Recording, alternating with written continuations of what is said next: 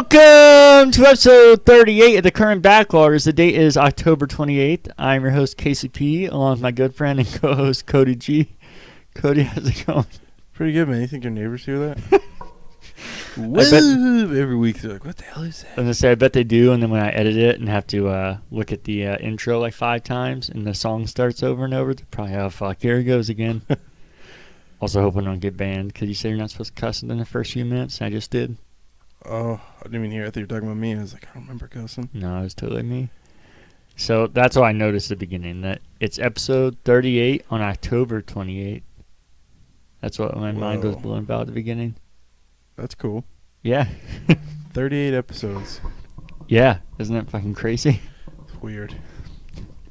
Like I said, I talked about it before, but another podcast, I can't believe we're on episode 150. I was like, that's such bullshit. You know, you do this every week. You know what episode you're on. But even at 38, I'm like, holy shit, how are we at 38? So now I get how they do that. Especially because I'm doing the show with you, so it feels like episode 1,000. Yeah, because like the chemistry's so good and you love being around me. Yep. So what are you up to, buddy? Game room's finished 100%. 100%? I built the last shelf and told my girlfriend, I said, get in here, you're going to put the last game up. So she put the last game on the shelf. We high-fived. And then now I'm just on the movie room. Okay. I put up all the shelves in the movie room now, and now it's just going through all my junk and putting it on a shelf. You got a lot of junk. Oh, yeah. It's, I recorded this. I don't know what I'm going to do with it. Okay. But, there's a thing with construction workers. You ever heard this before? When they're building something, they will put a little bit of trash behind walls.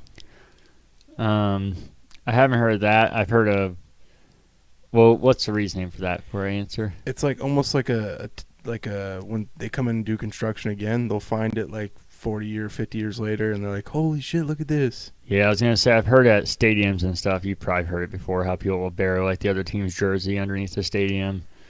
Really? Stuff like that. Funny. I've heard of that, but I haven't heard of the trash thing. Yeah, I think it's construction workers do it, and my girlfriend's one of her coworkers was having a house built, and she came to check on the construction workers, and she caught them in the middle of that. I couldn't imagine how awkward that is for them. Like, they're trying to explain, like, oh, this is tradition. We only put, like, a couple pieces of trash in here. And you'll never see it, and it's for, like, whenever you remodel, and, like, 40 years later, like, holy shit. You're like, yeah, we always throw a little camera back there. It's not on, don't worry. But in my work, there was false walls built, and I was looking behind there, and I was like, holy shit, what's back there? And I found one. I found a little stashway that they did for it. And it was really nostalgic because it was from 1998, so that's right as my memory was kicking in as a kid. And it was all like junk food, so right, junk food and Mountain Dew, so it's like all I lived on at that age. It's really great for your teeth, by the way. I was going to say, was any of it still in there? Did you try it? There was a little bit of Mountain Dew left in the bottle. It smelled almost alcoholic. It smelled pungent. It was weird thinking this is 22-year-old Mountain Dew. Yeah. It was like a gel. It didn't move anymore in there. It was like... Maybe it's just like wine, and it gets more fine as it goes. That's you know? right. Then my girlfriend's like, was there chip crumbs left too? And I like poured out the bag. I couldn't tell if it was chip crumbs. It was just so nasty and gone. But yeah, so it was... It's funny the little things that you forget. Like I forget the phrasing of the 20-ounce Mountain Dew bottles. It was something like quick sip or something like inside of them. With the old Mountain... Back when they actually used to spell out Mountain Dew instead of MTN Dew. Dorito bags, old Pop-Tart wrappers,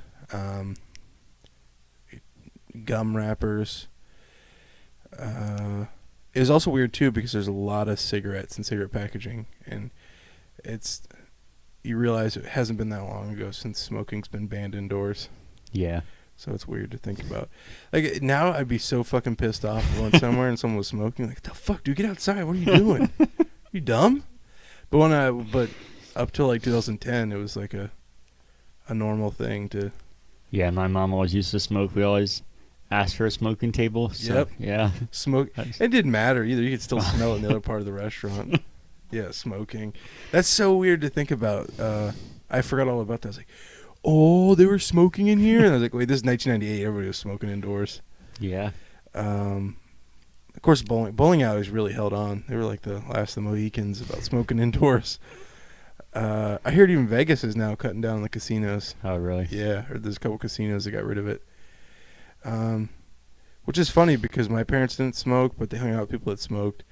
And I didn't smoke. There's no reason for me to be nostalgic, but I'm like, God damn, is there even a business anymore where you can smoke indoors? I remember in high school, right after high school, I really liked hookahs. And in Virginia, they got real crazy about smoking indoors, and they come down on hookah lounges. But the purpose of those is smoking tobacco indoors. I know. Ridiculous court case. I can't remember what it's called. It's a bar restaurant in Pittsburgh, and they still have smoking there. At least the last time I was there a few years ago. Really? So, no, it was only a few years ago, not that long ago. Yeah, it's funny, dude.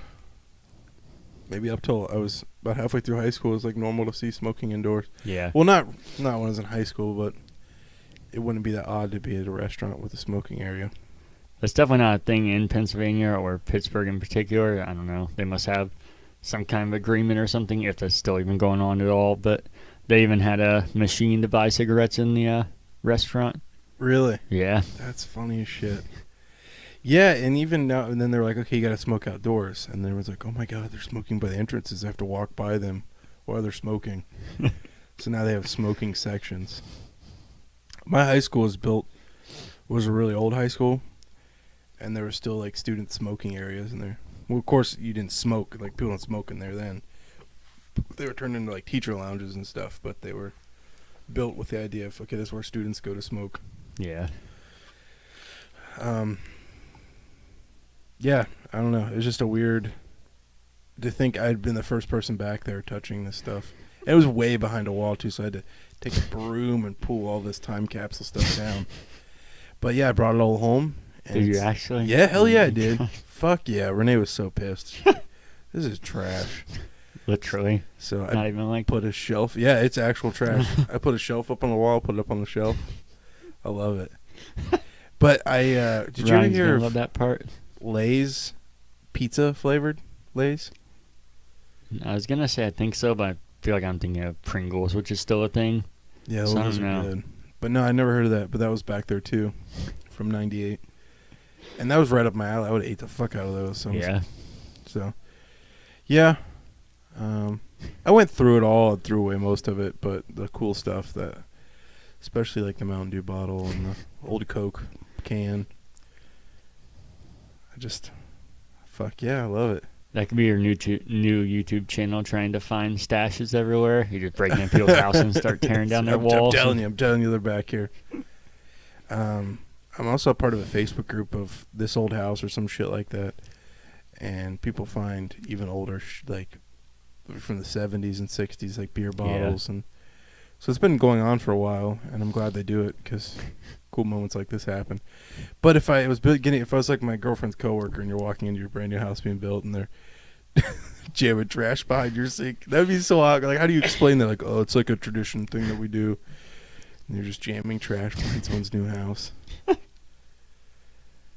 I think if I caught someone doing it, oh, dude, that's fucking sweet. I'm gonna sneak some stuff back there too.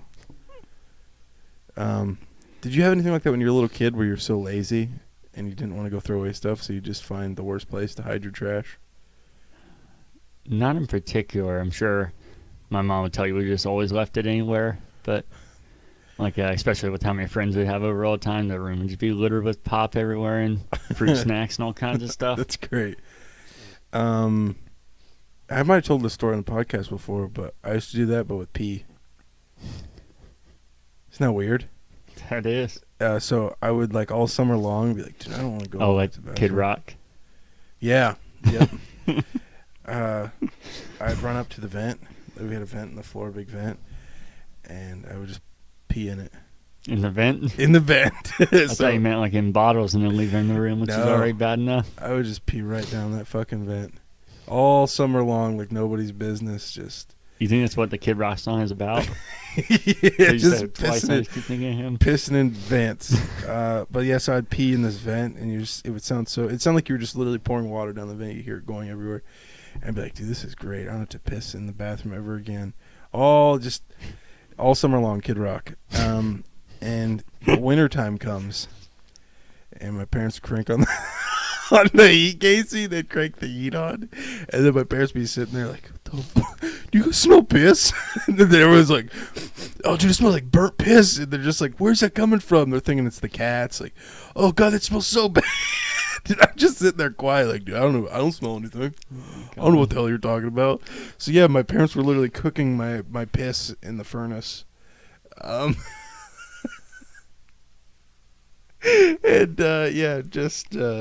it was great. And then my parents found out what the hell was happening. But yeah, I tried to play stupid about it for a while, but I was just pissing in the vent, and some wintertime came and it just started burning. Parents were pissed. Yeah, they were actually, wow, cool, that's a great idea, and everyone just started pissing in the vent. Even the females? That's even more disturbing. Yeah, dude, it was disgusting. The whole house smelled like fucking like chemical warfare or something. A dog picked up on it and had to go in between people's bodies, start peeing through.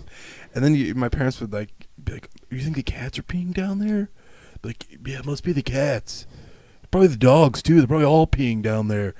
And I don't know how eventually if I didn't got just so guilty or they pressured me, but eventually I was like, yeah, that's me peeing in there. But yeah, I don't know why I did that. It's not even like the bathroom was that far away. That reminds me of my pee story, but I told you about it before, but I feel like we should do like we talked about and have a separate podcast, even if we just do like one a month or something that's separate from the current backloggers and just talk about all of our weird and random stuff. Sounds good, buddy. Especially your stories are so good. Anything else you've been up to? No. Besides collecting trash? I'm pissing in vents. Yeah. Renee's brother my girlfriend's brother came over too, and he's like looking around the house and like, oh, you guys put up some shelves. But he's such a nice guy too. He just skips over the fact that I put up shelves and just put trash on them. Yeah, so I'm pretty. It's just like a hoarding thing at this point. No, get out of here. Okay, well, I've been up to a little bit, working more overtime again.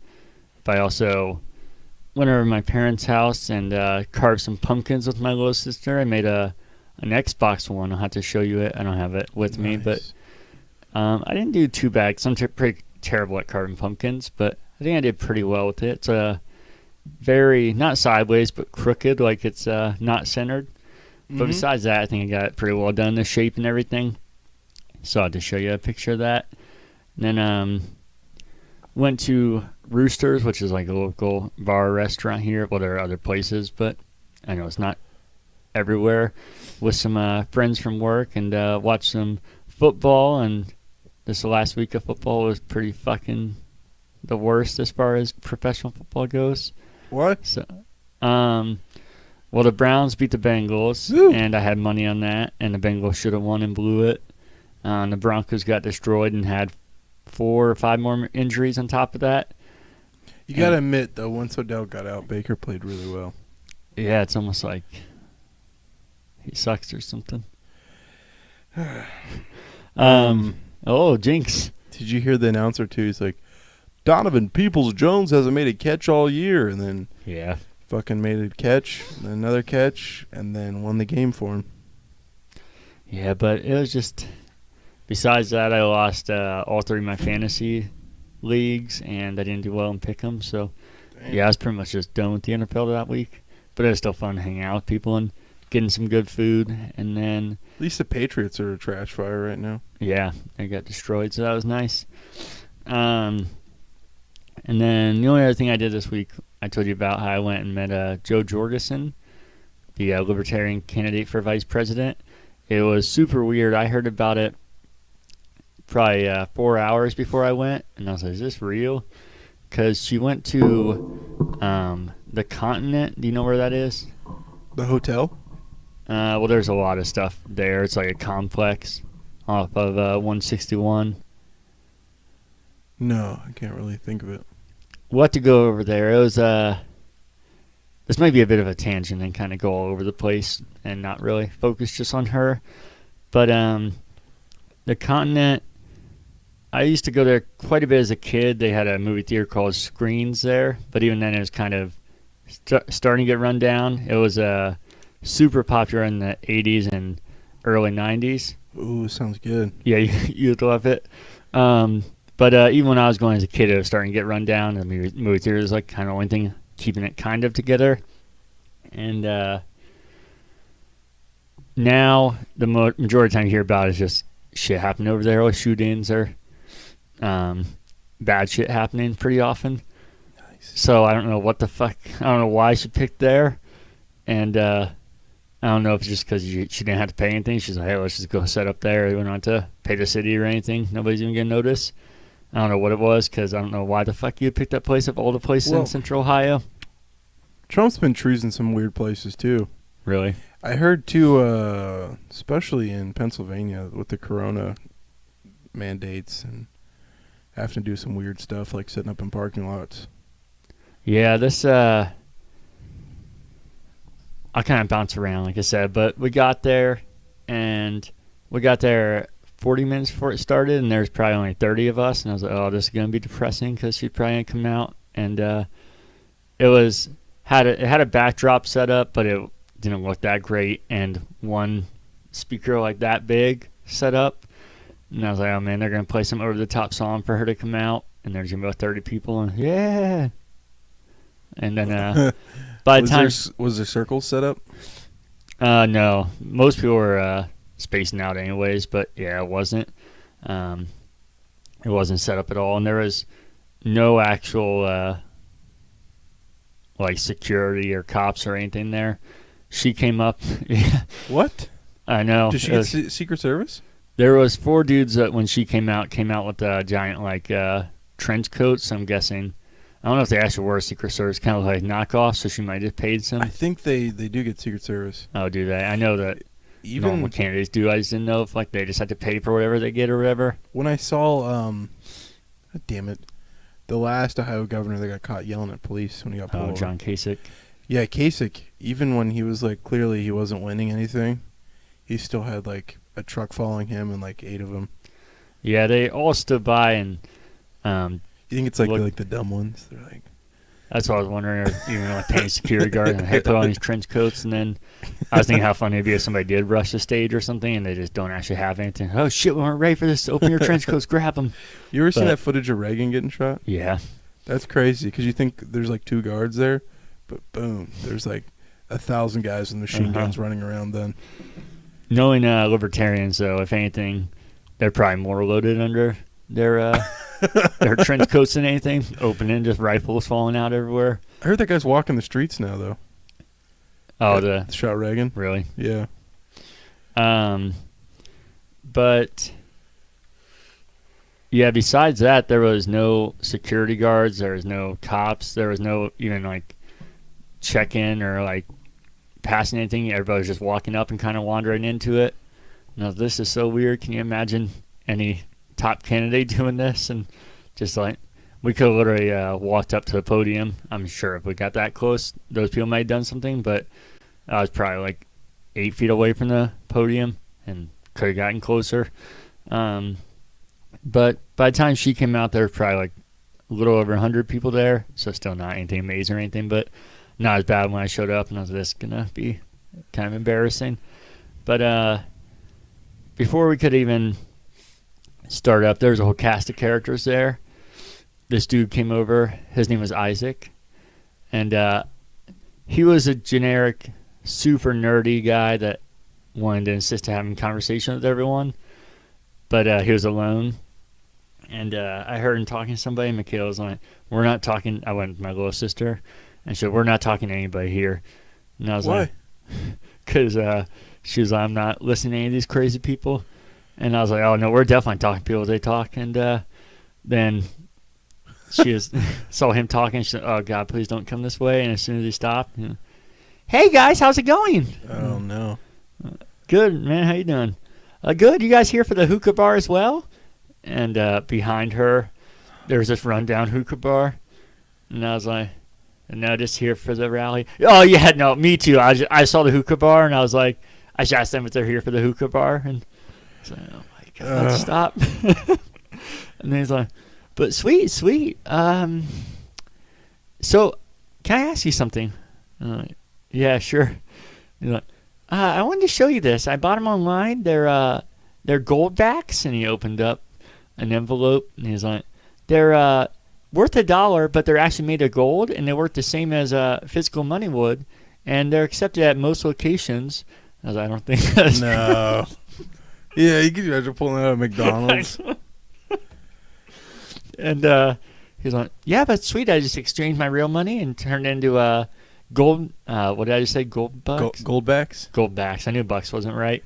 Goldbacks. He's like, yeah, and it's pretty sweet. I bought them online. Just, I think it's a cool way to spend money, but also like spread and share the message of liberty. This is fucking. I tried to get a video. I can try and show you later how it turned out. I put it in my pocket to get some of it. Yeah, you definitely should do that. But Isaac was quite the character. He then the next 3 people I saw him talk to, he all had the same lead up joke about the hookah bar, so it was not something that came to him naturally. It was like his icebreaker. Oh, Jesus Christ, that was bad enough the first time, but that's like you planned this out. So he was a good guy. He was actually really nice, and I felt bad because this guy's obviously just. The libertarians, there's a lot of them like that. Yeah. He was like, but I'm really excited to be here because I wanted to ask Joe a question. I hope I get to. I don't know if I get to with all these people here. And I don't think he's joking, but does he see all these people here? I'm a fan. I was like, this is kind of sad. Yeah. He's like, but I'm ready for it. I even got it written out and everything right here. And he had a notebook. And I was like, oh, shit, no. And I tried to record that, but I'll get to that in a minute. It wasn't as bad as I thought it would be. I thought it was going to be like Minecraft or like PAX E3 kind of shit, but it wasn't. He actually presented it a lot better than I thought it would. I was kind of sad. But so they had a few different speakers come out that were before her. They were all like lesser names and just to hype it up and everything. And it was kind of sad watching the show go on. Like I said, it wasn't the best setup to begin with. And then as one of the first speakers was talking, all that stuff blew back because it was windy and just fell on the ground. Then the hookah bar was right behind it. This is so sad that this person's running for president, and I feel like no matter what your political views are, definitely more sane and likable and normal of a person than the other candidates. And this is what's happening. And everything I want in the platform, too. Just so unelectable. Then before she came out, they all started grabbing these sandbags, so they set the stuff up and so it wouldn't fall over. And I was like, okay, that'd be a little better. I thought they were just going to leave it on the ground when she came out. But then I was joking with my sister. I was like, they're going to use a speaker and have some like, I want to see like a wrestling style entrance, but with this music. And I can't remember what song they played, but it was actually like that. But it was even worse because the speaker cut out while she was mid-walk, and then she stopped, and I guess she was asking, but wait, am I not supposed to go out yet? No. Oh, no, keep going. And then music started back up. Oh, man. And I was like, God damn it. Yeah, it's I heard Biden's aren't getting too good of a turnout either. Oh, really? Well, the one he decides to do them. Yeah. When he's not sleeping for a week, and he's like, I'm running for Senate against George Bush. These are actual words he said. And then Kamala was like, wait, am I in Cleveland? Hello, Cleveland! Like, oh, Jesus. Well, that's fair being there. I don't blame her. Oh, shit. Is this Detroit, Cleveland? What is this? Iraq? I can't tell the difference. But she talked for about an hour, and I didn't agree with everything, and I told you she's not like my top candidate. I mean, she is in this election, but normally I'd be like, I'm kind of voting more so on the purpose of it this time. But even saying that, she seemed, like I said, entirely more likable and normal, and seemed like she was a real person talking. Can I ask you what you don't like? Because I looking at everything, I'm like, yes. Really? Yeah. That'd probably ramble on, so we can talk after the podcast about that. Because honestly, dude, I think libertarian platform, it just gets me going. Like, yes, but they're so unelectable. Oh, yeah. It'll never happen. So after she talked, she did questions. Isaac asked his, and he said he's a anarchist for a long time. Anarchist? Yeah, and fuck? But she's the reason that changed his mind, and he believes in government, but to a very small portion now. And he had a well thought out question, even though it was crazy. I can't remember what it was, but it was kind of a letdown. I was really hoping for, especially how excited he was. I was like, oh man, he's gonna start stuttering like crazy and be way too excited, but he's presenting it well, and I was like, man, this is unfortunate. I'm glad for him because that probably would have been embarrassing. But Sergio, you here for the hookah bar? he did ask the second question. He went back in the line. It was a little worse. I can get to that in a minute. But No. the whole thing was so fucking awkward, and not even in a normal like political way where she's fake or anything. It was all the people surrounding were what made it crazy. Like they had a formed set up line. She was probably like 10 feet away from people, looking directly at them and actually listening to what they were saying and not interrupting and responding, not just political responses, which, like I said, again, is refreshing. But these people were going all in, like they were fucking grilling her like she was a top candidate, and they all hated her. And I was, this is so weird. You don't do this to like the actual candidates. You're just like, oh, how's your day going? And these aren't reporters or anything. These are like everyday people. And even then, she wasn't being rude and like sitting there literally answering everything. And then majority of the time, I feel like, I don't know, maybe you'd be different. If I actually was able to get up and ask a question, I would have stood there because I feel like she was actually like talking to me, not just like a giant crowd. It's not like a normal rally where there's thousands of people. These people would ask a question and then someone would just walk away as soon as they asked it. But then even worse, some people would ask it and then she would be talking for like 30 seconds and then they'd just slowly walk away. And then she would just kind of have to look at everyone. No, this is so fucking weird. What? Jesus. How do people not interact with humans? Well, do you remember it was a 2016 debate? Yeah. Libertarian debate? Oh, yeah, that. I think you just got a small sample of that. Yeah. I can give you a even better sample of that. So there were some people that were diehard libertarians there. Like no matter what she said, they ate it up, kind of like any like Republicans or Democrats would. You always have a certain audience for that. We are really winning. Yeah. I'm going to keep winning. So then you had the annoying thing where they would push way too hard. Like when people ask questions, they would like support her, like they had to defend her or something. So you had that annoying thing, like kind of like the dog piling if they didn't like what the people were asking. But this one guy did go overboard, and I get why anybody would have been yelling at him. Can't remember everything he said, but he asked her. Here's how he started it. So in 2016, the Libertarian candidate for president called the president a pussy, and I was like, "This is so fucking weird." And he's like, "So basically, my question is," and I don't know how that was relevant, but you have a pussy. He's like, "So let's be honest, you're not going to win the election, so." Jesus. Yeah. So shit. He's like, "So once you lose, are you going to stand in your principles and still be a libertarian candidate and stand with the Libertarian Party? Or are you going to support Joe Biden or Donald Trump, whichever one wins?" And she had a really well thought out and long response and not political response, and said that she definitely wouldn't. She said that she's running as a libertarian and you don't do that unless you want to stay at that party because all the effort you do and everything. And he's like, "Okay, but you didn't answer my question." And so I'm sorry, maybe I misheard your question. What was it again? Okay, so once you lose the election, Jesus Christ. then that's when all the libertarian, like the diehard libertarian, bro, she just answered the question. Yeah. And I was like, oh my god. Like they said that one, I was like, okay, that's understandable. But they did. I was literally everything. People were just asking like normal, everyday questions. They would hop on. I was like, okay, calm down. She can defend herself. But some white knights. Yeah.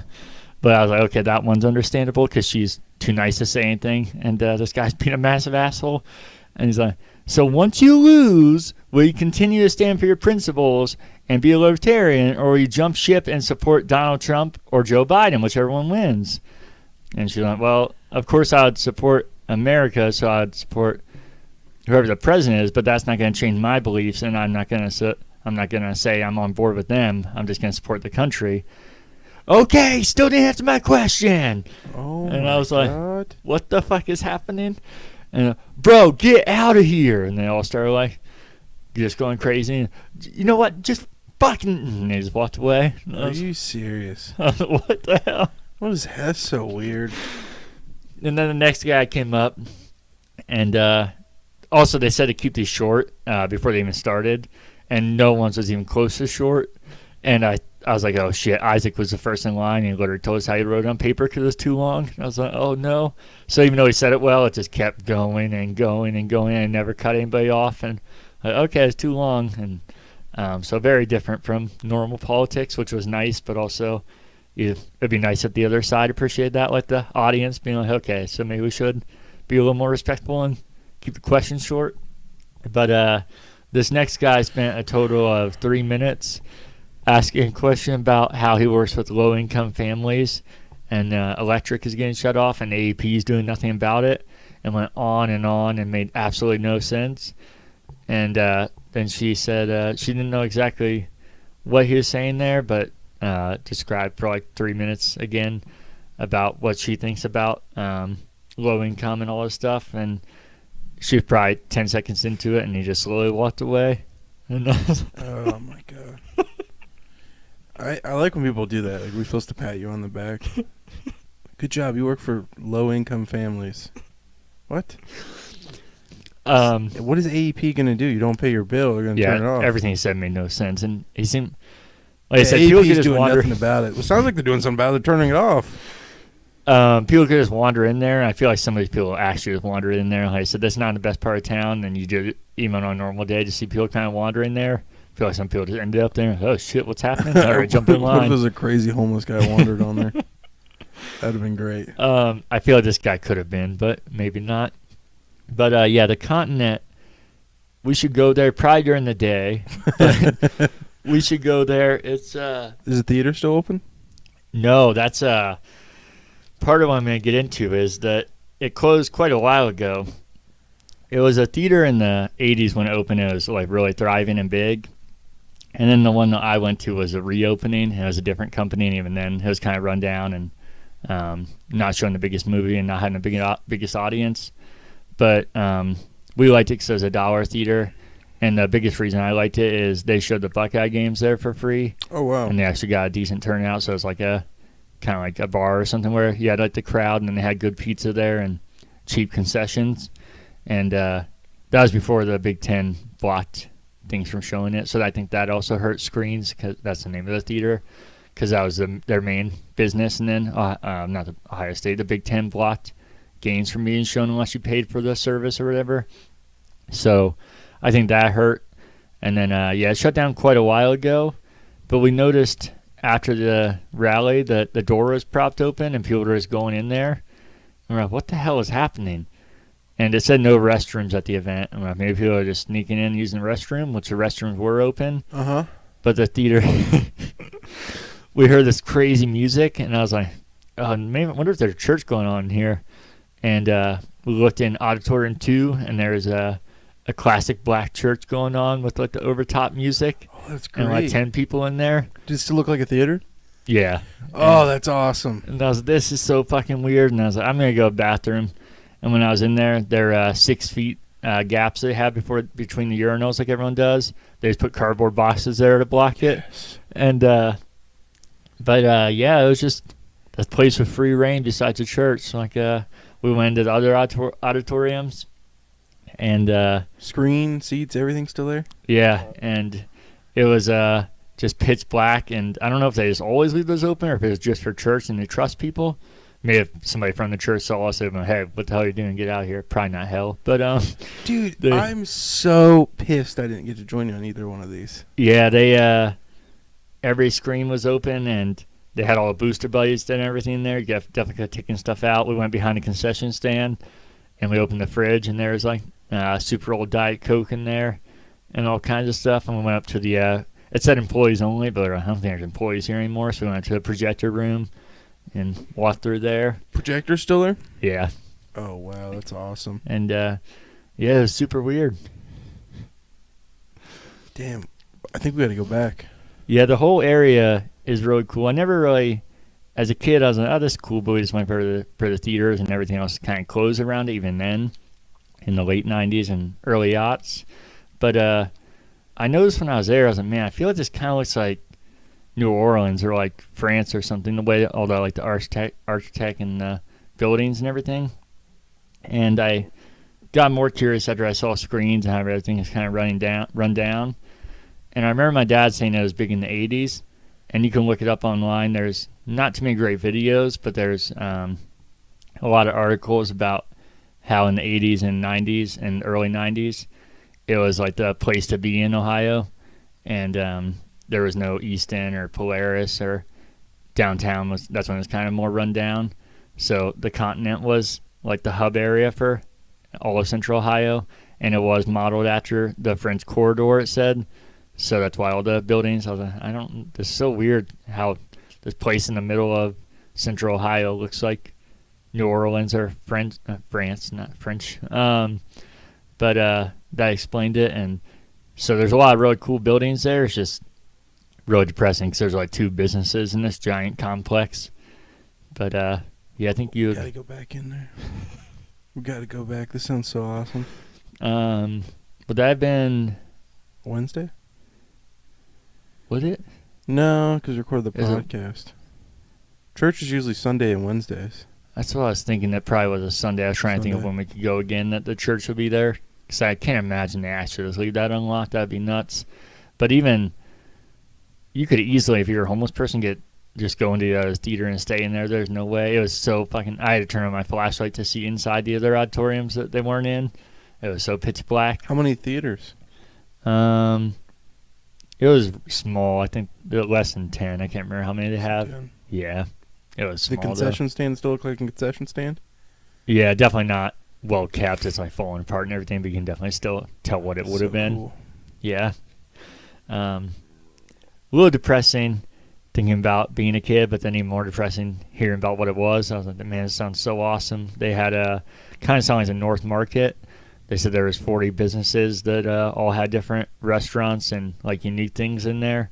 And then the movie theater when it was actually thriving, and they said every building was full, and all the apartments that most of the French Corridor looking stuff, all of it's designed like that, but most of them are apartments, and that's what really threw me off about why it looks so different than the rest of Ohio. But most of those are apartments, and they said that was like the hot spot to be able to live, and now it's like some of the cheapest because it's so run down and no one wants to live there. Do you remember when they were building Easton, it catching on fire? No. Oh, really? No, I went there the first day it was open, like I said. Oh, before it opened. Yeah, I don't remember that. I guess it got delayed being opened. There was a big fire there. Really? Yeah, but the guy I work with, he's a retired fireman. He said he was the first fireman on the scene. He said it was some crazy stuff. He said he believed it was a disgruntled construction worker that knew exactly where to set it on fire. Because he said by the time they got there, it was the apartments. That's what made me think of it. Those apartments by the Cheesecake Factory. Yeah. Said some of the biggest flames he's ever seen. Huh. It's the craziest fire he's ever seen, too, he said. He said it did this crazy thing that he's rarely seen where it creates like fire tornadoes.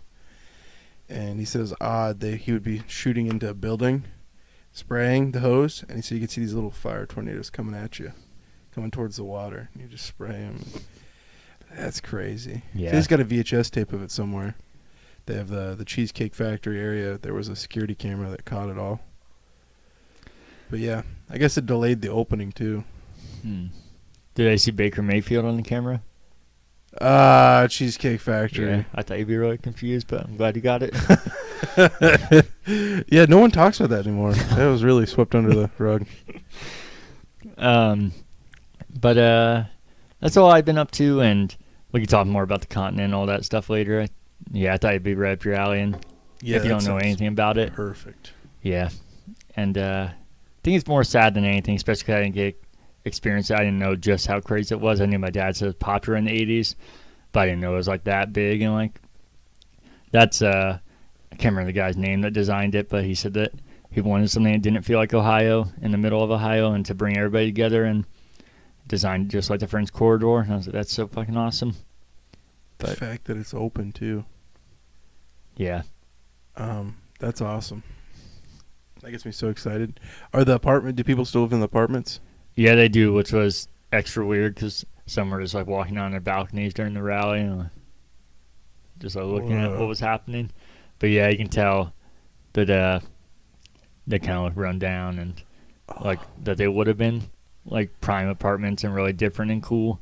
That's what caught my eye, man. I was like, man, they look like they're from another place, and they look like they'd be kind of cool to live in, but I know I would never want to live out here. And then that's what made me more bummed about seeing what it was. Well, man, that would have been awesome to live there. They said, if you look at the articles, there's a big water fountain there. The water hasn't been on for as long as I can remember, and it's kind of like chipping and falling apart. But they said they always have live music going there, and the fountain playing or going up, and just people all over the place all the time. That sounds so great. Especially, that'd be so cool, especially to live in one of those apartments and just not have to like go to downtown or go to Easton. You just walk outside and all that's around you, and you can just walk to everything, walk to a movie theater, walk to restaurants, entertainment, everything. We definitely got it. We got to go film that place. Yeah, it's only like 10 minutes from here. Oh, stop. Yeah. It's perfect. We can go there right after this if you want. Okay. You probably won't go there. It's not like that dangerous, but definitely. Okay. If you wanted, we could. Okay. We can just drive through and see it. But that's all I've been up to. So I actually forgot last week, which is ironic, to do our new segment, things we forgot from the week before. Did you forget anything? I don't think so. No. I just added this in there because I said I'm the main one that usually forgets. But let's see. When I was talking about what I was playing, I forgot to mention I played a little more Dreams. I didn't get into the VR stuff yet, which I'm curious about.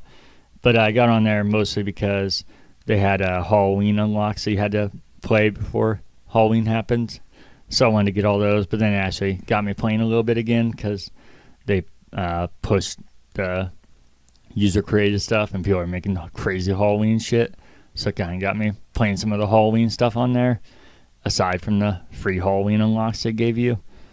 And then when I was talking about playing Until Dawn, I haven't played it again yet, but I'm very worried. In this game, you know how the curator and Man of Medan ask you different things. In this one, it's not the curator, but it's a guy like that, and he asks you what you fear most. And on the paper, there's two different pictures, and you had to pick it. And I was like, there's going to be a spider eventually. I fucking know it. And there's an awful picture of a spider. And I was like, oh, God. And he's like, be honest. And I picked it. I was kind of like not even looking at the screen. I just pressed a button. And I was like, oh, shit. I shouldn't have done that because I guaranteed it. He said, be honest, because it'll give you your best experience. And I was like, I'm hoping it's a trick question. Maybe he'll give me the opposite one, thinking I'm lying to him. But no, I feel like I probably just gave myself a fucking awful spider scenario. And yeah, that's what he said at the end. He's like, great, now we know your biggest fear, so you'll have a great experience. I was like, oh, fuck. And then I also forgot to talk about what I was doing last week. I, again, went to somewhere with people from work. I went to Pins, which is a bowling alley here, and it's connected to 16-bit. So played a lot of different games there, but I was going to add those to all the games I've been playing because you know how many arcade games they have. But that was a fun time, go in the arcade and play bowling and do all that jazz. And then the only other thing I forgot, this was actually months ago now, but I was reminded because I was listening to the Top 10 episode. You might not remember this, but I was talking about how Resistance... No, this wouldn't have been the Top 10 episode. I'm all lost now. But it's when we were talking about Resistance 3, and I said how that was my favorite one. And you're like, you mean Resistance 2? Because I feel like that's what everybody... Oh, it was underrated games. That's what we were talking about. And I feel like everybody freaks out about 2, or says that 2 is underrated. And I said 3 was. I totally was wrong. It was 2. I don't know why I kept saying the opposite, even when you were saying 3. And I should have known that because I'm a psychopath, and multiple months ago I was missing E3 because even with the excitement of the different press conferences, it still never really felt like E3 to me. And I was remembering how cool it was to see Resistance 2 during E3 because Insomniac does such a cool demo and shows like their giant monsters and their set piece and everything fits so well for E3 demo. And 2, I think, was a perfect combination of all that. So I was definitely talking about 2 when I said 3 multiple times, and you asked me if I meant 2 and I said 3. It definitely was 2 this entire time, and like I said, I don't know how I mixed that up. I think like a few days after that too, my friend Andrew was like, "Dude, I'm playing through Resistance right now. Number 2 is so good." Yeah, I do like 3. I definitely think it's worth it. But yeah, 2 I think was the best the series was, and like I said, that I feel like they fed in most or let in most with the giant monsters and set piece and everything, which I think fits them that series the best. I need to go through and play those because Yeah. I've played a little bits of the first one, but everyone said that's the worst one. Yeah, especially Graphics-wise. I was gonna say now it seems so outdated. I even played it a little late because I didn't have PS3. Resistance and Little Big Planet were the main reasons I bought my PS3. But by the time I got mine, Resistance 2 was almost coming out already, so I was already a little behind, and even then it seemed kind of dated.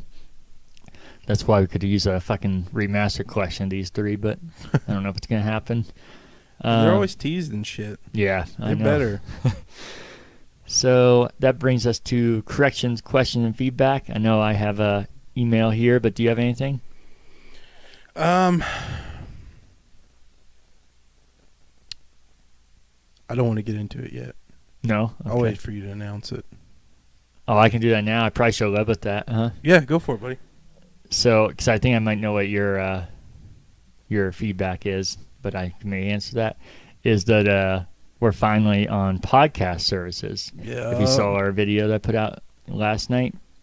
And try and get on more services, but right now it's on Spotify, Google Podcasts, Apple Podcasts, Podbean, and Amazon Music. But what's your feedback? The RSS, it's on an RSS link too, right? That's what it's Mhm. called. Those are way better than any other. So ask Casey for the link if you have a special one you want to put it on. The audio is a lot better on Spotify. Oh, that's not what I thought you were going to say, but I noticed that too, which doesn't make any sense to me, because did I tell you how I get these into podcast form? How do you do it? I would think if anything it destroys the quality of the audio, because I had to go to YouTube and download the video to the computer and then go to a converter site and convert the video into audio. So I stole a lot of music in high school. Really? Yeah. Yes, I feel like that would compress all the audio and like transform it multiple times to fucking ruin it. So I don't know how it ups the audio. I don't really get it, because it's the exact. Oh, no. I would get it if we were like recording this and then adding it into a video, because it'd be just a straightforward audio file. But this is the same exact file that's getting turned into a video that's then getting turned into audio. I don't know. So I don't know how, but yeah, that's a good thing, obviously. I thought you were going to... I forgot you're using the RSS feed, so you probably haven't noticed. But I'm one on of the... Spotify. Huh? I'm on Spotify. Oh, are you? Yeah, I haven't used the link yet. Oh, okay. Because one of the issues I've noticed is that... I've noticed this even on Giant Podcast, but some of them will upload the episodes at different times. So like Google Podcasts will get like 2 days later than Spotify will. And I'm not actually adding them individually. I just add it and then I connect to all the accounts so it does it on its own. So for some reason, some platforms take longer than others. Like I said, I've even noticed that on Giant Podcasts I listen to. I would expect that changing in the future too. Yeah. Because there's some music that can't get on Spotify because it hasn't been cleared. Like Miley Cyrus, a lot of her covers. I really like her covers of some songs. They're not on Spotify because clearly they haven't been cleared by people. And people will upload them as podcasts. And it's actually the songs. So I think something's going to happen to where a few times where I've been looking for songs and then you find it in podcasts. So I don't know if that'll change in the future or what. Because it used to be really restrictive for podcasts on there. Then they just open the floodgates. Even without the that issue of the distribution, which like I said is all on their end, there is a weird thing I've noticed where some platforms just don't have certain episodes. I don't know if you noticed that, like in Spotify, there's a whole chunk of them missing. And that's because when I was converting it, Spotify, and I think Spotify's the only one I noticed, only supports one kind of format, and some of the time when I was transferring it, I had to do it in a different format, and Spotify doesn't support it. So some episodes just won't be on there, unfortunately. But hopefully the more we do this, I can figure out how to have the same audio file every time so it gets on there. But yeah, at worst, like you said, all of them will always be on the RSS feed, so you can use that. And Spotify is the only one that seems to be missing, aside from the ones, like I said, that distributing late. It seems the only one that's actually missing episodes altogether. So if that's the case, you can always find it on the RSS feed or even other podcast services, because it's not missing on Apple Podcasts or Amazon Music or whatever. But anything else for you? No, maybe bump the audio up a little bit. But Man, I almost put it to the maximum last time. really, Yeah. I was like, maybe I'm just high. But yeah, it sounded good, man. okay. So we can get into our email from Ryan. Oh, our first email. Is this our first email? Second, James emailed us a while ago. But I'm going to read it word for word, and you can tell me how this sounds to you. Hello. Your podcast is not available on Pocket Cast, the best podcast that there ever was or will be. Thank Ryan. Well, RSS feed. Yeah, that's what I was going to tell him, that you could use the RSS feed, and I'll just post it in the description of this video so anybody can use it if they want. I don't think Spotify or Google allows you to use RSS feeds. So Yeah, I know only certain ones do. I looked up, Pocket Cast does allow you to do it, so I looked it up for Ryan. Podcast Addict. What's that? Podcast Addict's a good one too. That one, yeah. Addict as in addicted, not as in Yeah. the top room in your house. But I'm kind of failing to see the feedback here. Your podcast is not available on Pocket Cast, the best podcast that there ever will be, or that there ever was or will be. It kind of seems like a statement to me. Thank. Yeah, then he said thank. I was like, go fuck yourself.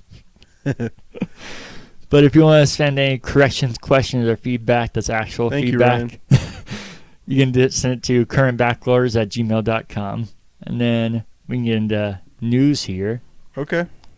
You got any? Yeah, so my news might be a little weird. I try to point out interesting things and try to avoid the big stories, because I feel like you probably covered those pretty well. And if not, I don't want to be regurgitating IGN. About our first podcast, I hated how I did that. Felt so ingenuine. Ugh, disgusting. And there's plenty of better options out there if you want exact news and up-to-date shit. So I try to focus. I'm going to try to, especially going forward, try to focus on interesting stuff or stuff that I like. I found this on Reddit from a user named Adrian Wi-Fi. He said, since Phil Spencer he posted a picture of a chart, and with this quote, since Phil Spencer is head of Xbox, the revenue of the division, in case you just touched my foot, since Phil Spencer is head of Xbox, the revenue of the division has increased around 50% in 6 years. And from looking at his chart, it looks like revenue has increased by 25% since the start of Game Pass. It's just crazy.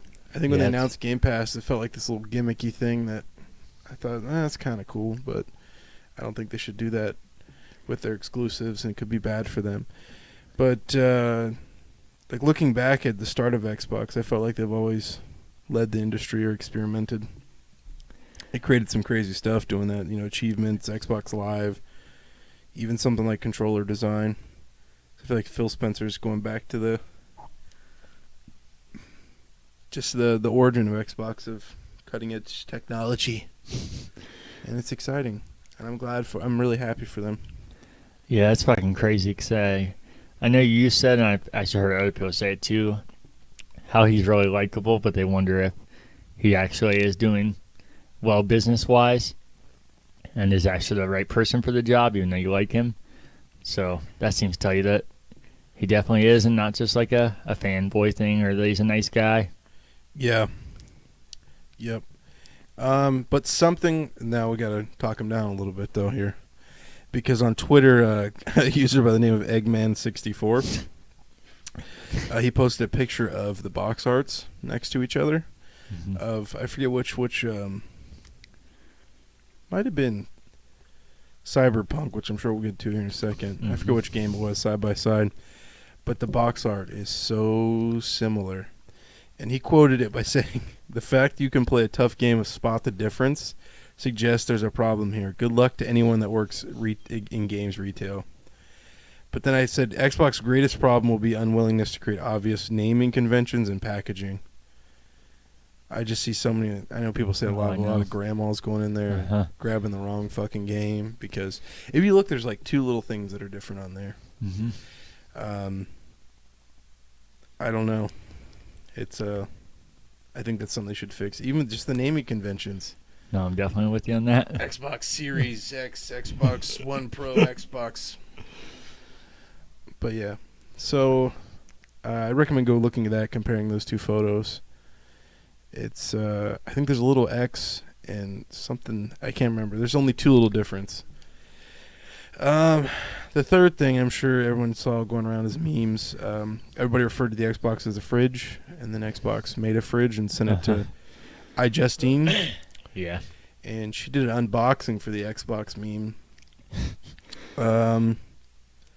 I did like how they made fun of themselves and played into the meme, but then it just came off like, you know how companies have really been overplaying that, especially with their Twitter accounts. Like, oh, Wendy's is so edgy, so quirky. So I was like, Xbox are kind of in that zone right now doing that. I like her as a YouTuber. I feel like the production quality is nice. But you should go watch have you watched the unboxing? Yeah. I'm surprised you like her. I do. I thought you would fucking hate her, though, because she is a little generic YouTuber. Oh, very much so. But I appreciate the production quality. Why did she have to get all ASMR with it, dude? I could have punched myself in the face watching that. Maybe I didn't watch the whole thing. Maybe I watched it on like Instagram or something, because I don't remember anything too bad. And yeah, I don't know. Yeah, I can see your point, because I feel like I even questioned that. I was like, this is funny, but I feel like they're playing into it a little too much. And I feel like companies definitely do that. But I don't know. For this one, it's so dumb, and I think it's not bothering me that the fact that there's fucking created a real fridge. I feel like it kind of takes commitment opposed to just like a silly post or something. Yeah. Yeah, also her ASMR, she's doing that. Yeah, I definitely didn't see the whole thing then. And the audio is through the roof, like the sound, and then the rattling of packages. And she was definitely playing the ASMR side of things, and it was so fucking aggravating. Yeah, I feel like I must have saw like on her story or something then, because I feel like all I saw was I feel like she was holding the Xbox Series X and then moved it, and the fridge was behind it. I feel like that's all I really saw. But yeah, I think she does a great job on it, or whoever's editing the videos. But the initial delivery of it and her opening the exterior box, they did something that I think is an absolute sin. They did that royalty-free music of that prank videos used all in 2012. You know what music I'm talking about. I feel like I would if I heard it. And it's always followed like royalty-free sneaky or something like that. I don't know. It's just real annoying. But yeah, then I hope she kept all of the packaging, every little piece, because it's so fucking sick. But I don't think it should stay at her house. I think it should be sent to a museum. There's that new video game museum in Texas. Yeah. That if I have her kind of money, I'm sure it'd be a nice tax write-off. I'd probably send it to them. Because you turn on the fridge, the Xbox light lights up. You open the fridge, it makes the noise. The lights inside are green. If that was sent to me, I'd open it and immediately pack it back up and send it to Texas. But yeah, dude, you should go watch the video with the fucking. I don't know if I want to, but I will. You know that kind of music that all prank videos used. Yeah, so that was something. The last piece of news for me is someone had posted on Reddit about the PS5 controller. Did you see the grip? Yeah, the little Easter egg in it. Yeah, I remember hearing about that a long time ago, but I didn't know if it was true or not. So seeing it in like actual now people are having it in their hands. Do you like it? Yeah, I think it's fucking awesome. In case anybody hasn't seen it, you can look at photos, but it's the square, triangle, circle, X, right? Yeah. Square, triangle, yeah. In the texture, a little tiny. You really have to look at it. Yeah, so it just covers the entire controller where it's white. So from far away, it just looks like it's white. It's not like too gaudy or anything where it's like so obvious. It's like I don't know, very, very kind of hidden thing, but if you see it, you can definitely notice it. I'm worried about how nasty mine will get. Oh, it's going to get gross, but I think we talked about that before. It's going to get gross, but at the same time, with the white control I've had there, I've had it for like a year now, and it doesn't, and it's sitting on the floor, so I don't take the best care of it, and it's still like bright white, so I feel like maybe we're used to being kids and things getting so much more dirty, and I used to, like I said, my mom used to smoke nonstop, so you know how that stuff would get decolored and everything, so maybe it's also kind of just doesn't matter as much anymore. Yeah. Because you're not sitting there. I know it's like a meme, but it is true when you're kids. You're just sitting there eating Cheetos and being disgusting and passing a controller off every 2 seconds and friends hanging out and if people smoke in the house. So I feel like there's a lot less factors now to make it disgusting. So that's all my news. I try to keep it interesting or stuff that I feel like mainstream doesn't talk about or little snippets here and there. No, I gotcha. I like that. I have quite a few, like I said, but a lot of them I didn't save like the whole news story like we like to talk about. So there'll be some big things, like you said, but also just a lot of little things to like talk about, not really things to read off. And the first one you hinted at was Cyberpunk 2077 being delayed yet again to December 10th. So I think it's 21 days till from when it was supposed to come out. Which I know it's a running joke, but I don't know how the fuck this game just keeps getting delayed. Do you think it actually comes out this day? I think they have to. Yeah, I think it's gonna. I know everybody's like, well, yeah, it's easy to say that because you said it every time, but I feel like every time I talked about this game, I was like, I don't know, I could see it getting delayed, but this time, yeah, I feel like it's gonna have to, especially if you go into the new year. I feel like that's gonna aggravate people a lot more. Did you see Keeley on Twitter? No. Not Keeley. Yeah, Game Awards guy? Yeah, Jeff Keighley. Yeah, Jeff Keighley. Yeah, that's him. Duh. I was getting confused. What's the Xbox expert? Oh, he actually works at Microsoft, Major Nelson. No, the other one. Not sure. I can't remember either. I don't know what I'm talking about. But I always get them confused with each other.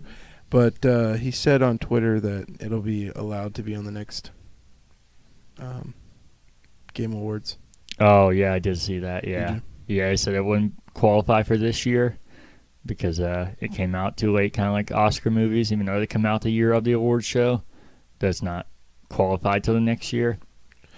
Yeah. Which I'm sure once the awards show happens, people are going to overreact. I think, isn't the awards show on the same day? That'd be funny.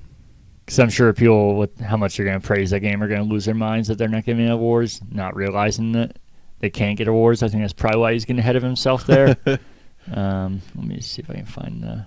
I thought you might have saw these two people on Twitter taking screenshots of just a few days prior. Somebody was like, hey, can I get confirmation that it comes out this day? Yeah. So I can request off works, no takes backsies. And the legit account responded and was like, total confirmation or something like that. 2 days later, it was delayed. Yeah. Granted, the PR, there's no way the fucking PR knew that. Yeah. But yeah. Yeah, December 10th at 7 o'clock, so same day as Cyberpunk. That's great. We should, what is December 10th? If we can, we should try and, I feel like that would be a fun thing to live stream and watch together for the announcements, but also try and guess the awards as they happen. Yeah, I'd be down. As long as you're not working or something. Yeah. So the next thing I was going to talk about is kind of something else you talked about was, did you see Xbox is also doing a contest to win the Xbox fridge? No. Which I feel like is a lot cooler because it was cool that she had it, and I get why they did it. Cool, I get it. Because they know that millions of people are going to see it, so that's why they do it, free marketing. But also does kind of suck that somebody that could afford that if they wanted to, that they just give it to them for free. I was like, it'd be so much cooler if you could give it to a actual random person. So I feel like it is cool that they are doing that, and even though only one person's going to get it, I feel like that's a cool idea. I'd still try to get it to Texas. Yeah. Yeah. Even honestly, if I won, I might put the receiving address as that Texas. Oh, you wouldn't even try and sell it to them, huh? Yeah. Oh, no. This is pure donation. Wow. Yeah, I couldn't have that in my house. The tiniest little thing would happen. My OCD would go through the roof. The next one ties into as well. Did you see Wario64, the Twitter account we talk about pretty often, they tweeted a video of Snoop Dogg got a Series X mini fridge. Did you see that video? No. We gotta watch it. It's so great. It looks just like the big fridge, but it's a mini fridge version. And then you open it. Let me take notes of this. And there's a cake in there that says the original OG gamer, I think is what it says, and it's for him. And I'm pretty positive that there's an actual Xbox Series X in the fridge. It might be cardboard or something, but it looks real. I'm like, is that not going to ruin it? Or they're like instructions, just, hey, put it in there for a second. But then it's just loaded with ridiculous shit that's not Xbox related at all. And clearly for Snoop Dogg, like he's dying. He's dying. Corona. The door is filled with alcohol. Speaking of cigarettes, do you smell cigarettes right now? No, but it's probably her smoking outside there. Yeah, I smell them. That's funny. The door is filled with alcohol, which kind of makes sense. You're like, oh, Snoop Dogg, maybe. But then the Colt 40. Actual fridge is just filled with shit that makes no sense. There's a whole shelf full of orange juice, a whole shelf full of milk, eggs. And then I feel like I should spoil it. That gamer shed? I'm not sure. I think he has a shed at his house that he hangs out in. It's like full of gaming shit. Should I spoil the best part of the video? It'll still be funny if you see it. So he finishes the video by saying, "You know how it is. It's in the game." And I was like, oh my God, that hasn't even been a saying in EA Sports for like a decade. It's also Xbox. That's what I mean. Yeah, even if you're on the right brand, it's still so outdated. But now you're not even. Just started up his GameCube. It's in the game. All right. So this next one is a smaller thing. Did you see that PlayStation 5 put out what their media remote looks like, which might seem like a silly thing to talk about, but the reason I was a little interested in it and thought we should talk about it is it's a normal media remote, but at the bottom of it, they have buttons for Spotify, YouTube, Disney Plus, and Netflix built into the controller, which I know a lot of controllers do. That's nothing groundbreaking, but it's just so weird to see a PlayStation logo underneath that, and then just kind of like, yeah, we're all just one thing now. That's good, man, because I feel like ours at Vizio, or we have Vizio TVs in my house, and the buttons, I feel like companies paid for those buttons. Yeah. Because it's like Sling TV. It's like, no one's pressing that. They don't even have a YouTube button, but they have a Sling TV button. Yeah. Or shit. Yeah, no, I wish you could remap those or something, even if it doesn't say the right one. I think they're paying money for those placements. Yeah, I'm sure. The next one, you probably saw this, is AMC is planning to sell 15 million shares of its stock, and it looks into filing Chapter 11 bankruptcy. Jesus. And it said that they could be bankrupt by the end of 2020. Which is terrifying to think about. I don't know a lot about law and bankruptcy, and I'm not going to act like I know I do, but I know a lot of times filing for Chapter 11 isn't actually necessarily always bankruptcy. It's to try and get out of it, even though it technically is filing for bankruptcy. It's to try and stay afloat. So hope that's what it is. Yeah, I think you're right. Let's look that up. Chapter 11, because I hear I feel like Kmart's filed that a lot. But with how the movie industry is going, it also would not be shocking if they actually went bankrupt, especially because you hear how poorly managed AMC has been for a long time. But that would fucking suck. And I think it'd be hard for movies to come back after that, if that were to happen. It gives the debtor a fresh start. It is the most complex of all bankruptcy cases. It's usually the most expensive form of bankruptcy proceedings. It also looks like they're not the only ones. Looks like JCPenney's, Hertz, Neiman Marcus. Wow. Chapter 7, I'm trying to remember. I think Chapter 7's like we're done. That's what I thought, yeah. The Chapter 7? I think so. Except we're out. I learned a little bit of this, sadly. Like I said, I don't know a whole lot, but I learned most of this when I was probably younger than most people would, because the Arena Football League. I was deep in the message I thought you boards were at about that to get point. really dark. Like my parents had to. I was like, Casey, Well, what it are is you doing? dark for me, as you know, but maybe more dark than my parents.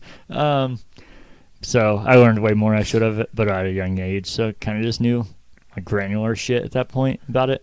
Yeah, I don't know shit either, but I feel like 7 was the one where it's like, we're done. See I you hope later. so, because like I said, if they go under, I can't imagine movie theaters be able to last much longer, which it would be so weird to think about. And talking about like the continent and that area, what that turned into, imagine all the giant empty buildings for every movie theater in the country. Well, like I told you, listen to Alex Jones on the way over here, so you take that for what it is. But he said, right now in the United States, 50% of the businesses are gone, never coming back. So I don't know how accurate that percentage is, but it's getting fucking weird out there. I don't get how box stores can be open, but these places can't. Yeah. I don't think it's the corona anymore. Now it's the fact that there's no movies being made or Yeah. released there. I think it's a combination of multiple things. I still think it's definitely the virus is hurting to a certain point. Because for one, they're not even all the theaters aren't open yet, especially in like some of the biggest markets like New York City, and I think LA. Maybe they just opened, but those alone are huge markets for it that are gone. And then I feel like there's definitely a lot of people that aren't going because of virus still. Like if you talk to people, oh, I'm not going to a movie anytime soon. And then yeah, definitely a big portion of it is that there's not new movies coming out. But like I've talked about, I feel like that's a vicious cycle because I feel like new movies, well, obviously new movies aren't coming out because nobody's showing up. And then if people aren't going because there's not new movies, I don't see where eventually you're going to have to come to an end there eventually. I was thinking about this too when I was listening to Alex Jones. I believe it's been almost a year. I was thinking about a year since I've been to the theaters for Joker, and I thought about it. It's actually been 13 months since I've been to a theater.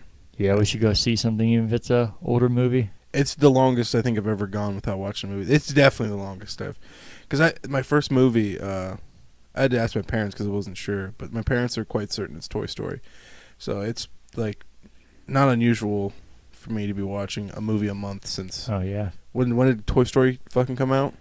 97? Is that right? All right, let's look that up.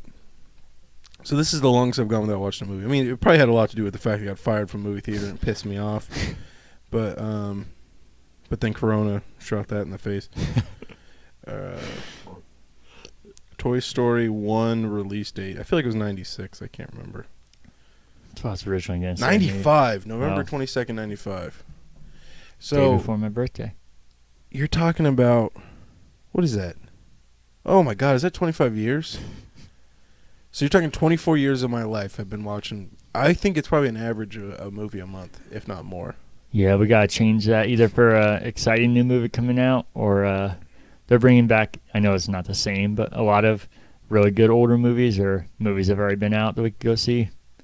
And I don't know, I feel like you would see how cool it is. Not that you wouldn't think movies are cool. It's just so weird being away from it so long because that's how I was till I Do you have went to wear a somewhat mask? recently. You do going in and you're supposed to in the theater as long as you're not eating or drinking, but as soon as you're in there, nobody's wearing them because Okay. by default, nobody's within 6 feet of you. So if all these guidelines are supposed to keep you safe, then there's no reason to. And also, I'm almost never at a theater without a drink or food anyway. So it's not, I don't have to like break the rules. I can still naturally do it anyways. Yeah, I'd be down to go watch some, especially if one of these smaller theaters are open, or go support AMC. Yeah, Yeah. sounds good to me. You probably heard about this next one, but Phil Spencer was hinting at what sounds like Xbox TV streaming sticks. Did you hear about this? No, this is Oh, news. really? It was just an interview, so it's not anything confirmed or anything, but it sounds like what an Amazon, like a Fire Stick or a Chromecast would be. But some people are saying, Streaming games off of it. yeah, they think it would be kind of like the PlayStation TV, where it would need your Xbox still as like your home setup, and then that way you could put your Xbox stick in a different room and play from there. I think what they're doing, I think would be way smarter with how they're trying to handle things, is that that stick is not connected to the system at all unless you want it to be, and that's just an added bonus. but all you need is a stick and a controller, and you could do xCloud and Game Pass. Yep. I feel like, especially because Game Pass eventually is going to have, they're saying they're molding that into xCloud, and you can play everything streaming. Now, hasn't Phil Spencer said a couple times too? They're like try to talk to him about Sony and Nintendo, and he's like, Yeah. they're not even our biggest competitors. Yeah. It's Google and Amazon. So I could see that. I think that's a really cool idea. Yeah. I was just thinking, my Chromecast just broke. Oh, really? I have 2 broken ones that I've reset, tried everything. They'll act like they were trying to work, and then nothing will happen after resetting them. If those came out, I definitely, because the smart TV function in Vizio is so. I have a 2014 model, and then Renee has a 2016 model, and I don't know if they just let them with updates. They just get shittier and shittier. But I would. This is so exciting. So I'd buy the shit out of them. I'm surprised you're having such issues with Vizio, because I know you've always been a fan like me, and Oh yeah. I really like mine. Like I said, I don't like the buttons that are default that way, but I have small issues. But besides that, I really enjoy it and think all that stuff's super useful. You can press the buttons on the remote and it'll take you to those apps, but trying to go to the home and do the smart function is just completely stuck. Really? Won't do anything. And then sometimes it'll randomly work. Yeah, mine has a reverse issue. Sometimes it'll randomly not work, but as all technology is, you've been on Xbox or PlayStation and all this stuff with me and having to reset shit. Some technology is just going to do that, but that's not like the normal thing for me. So it's kind of weird. And the Chromecast, you'll start up and you'll just see their pretty pictures that they have and nothing. It'll say they can't connect to Wi-Fi. Yeah, one of ours did that, but it also, I think, is 5 years old at this point, and we used it like every day, so that's kind of more understandable. Now I bought a new one, it works just the way the other one did before it broke. Renee's dad gave me a Gen 1, the very first one. He's like, yeah, we got Fire Sticks. We don't need this anymore. So I'm going to try that one out. But if a Gen 1 works and this fucking, I think it's a Gen 3 or whatever they call it. But yeah, dude, if Xbox came out with something, I'd definitely grab 2 of them at least. Yeah, I think that makes complete sense, especially because they're trying to be everywhere. And that's why I don't think it would connect to your home console. I get the use of that because it would be cool to have multiple Xboxes in rooms without paying for another one. But I feel like with their approach to business is definitely specific to xCloud and Game Pass to be able to buy a controller and your subscription and start playing games no matter what system you do or don't have. I do think it'd be cool if it is what I'm thinking, if it was enhanced if you have a system, like it could recognize everyone in your house, and that way it could stream the games you have downloaded and everything, just as an added bonus. But I can't imagine that's what if this is real to begin with, obviously, I can't imagine that's what the prime use for it is. That'd be kind of surprising. It'd be so cool, too, if it looked like a mini console. Yeah. I'd be all over that. The next one is kind of a smaller thing again. Did you hear about the company PlayStations? No. It's plate as in like a... Yeah, like a face plate, which is probably tells you what this is going to be. But I thought it was PlayStation. I was like, wait, why are they announcing the PlayStation 5? It's already been announced. But yeah, it's called PlayStation, and they're $40 covers. They come in red, blue, and silver so far. And they're to take those white panels off and then turn into different colors. Somebody brought up the point that unless they have like a dev kit or something, or they figure out the exact measurements, these are pre-ordered right now, so you can already pre-order them.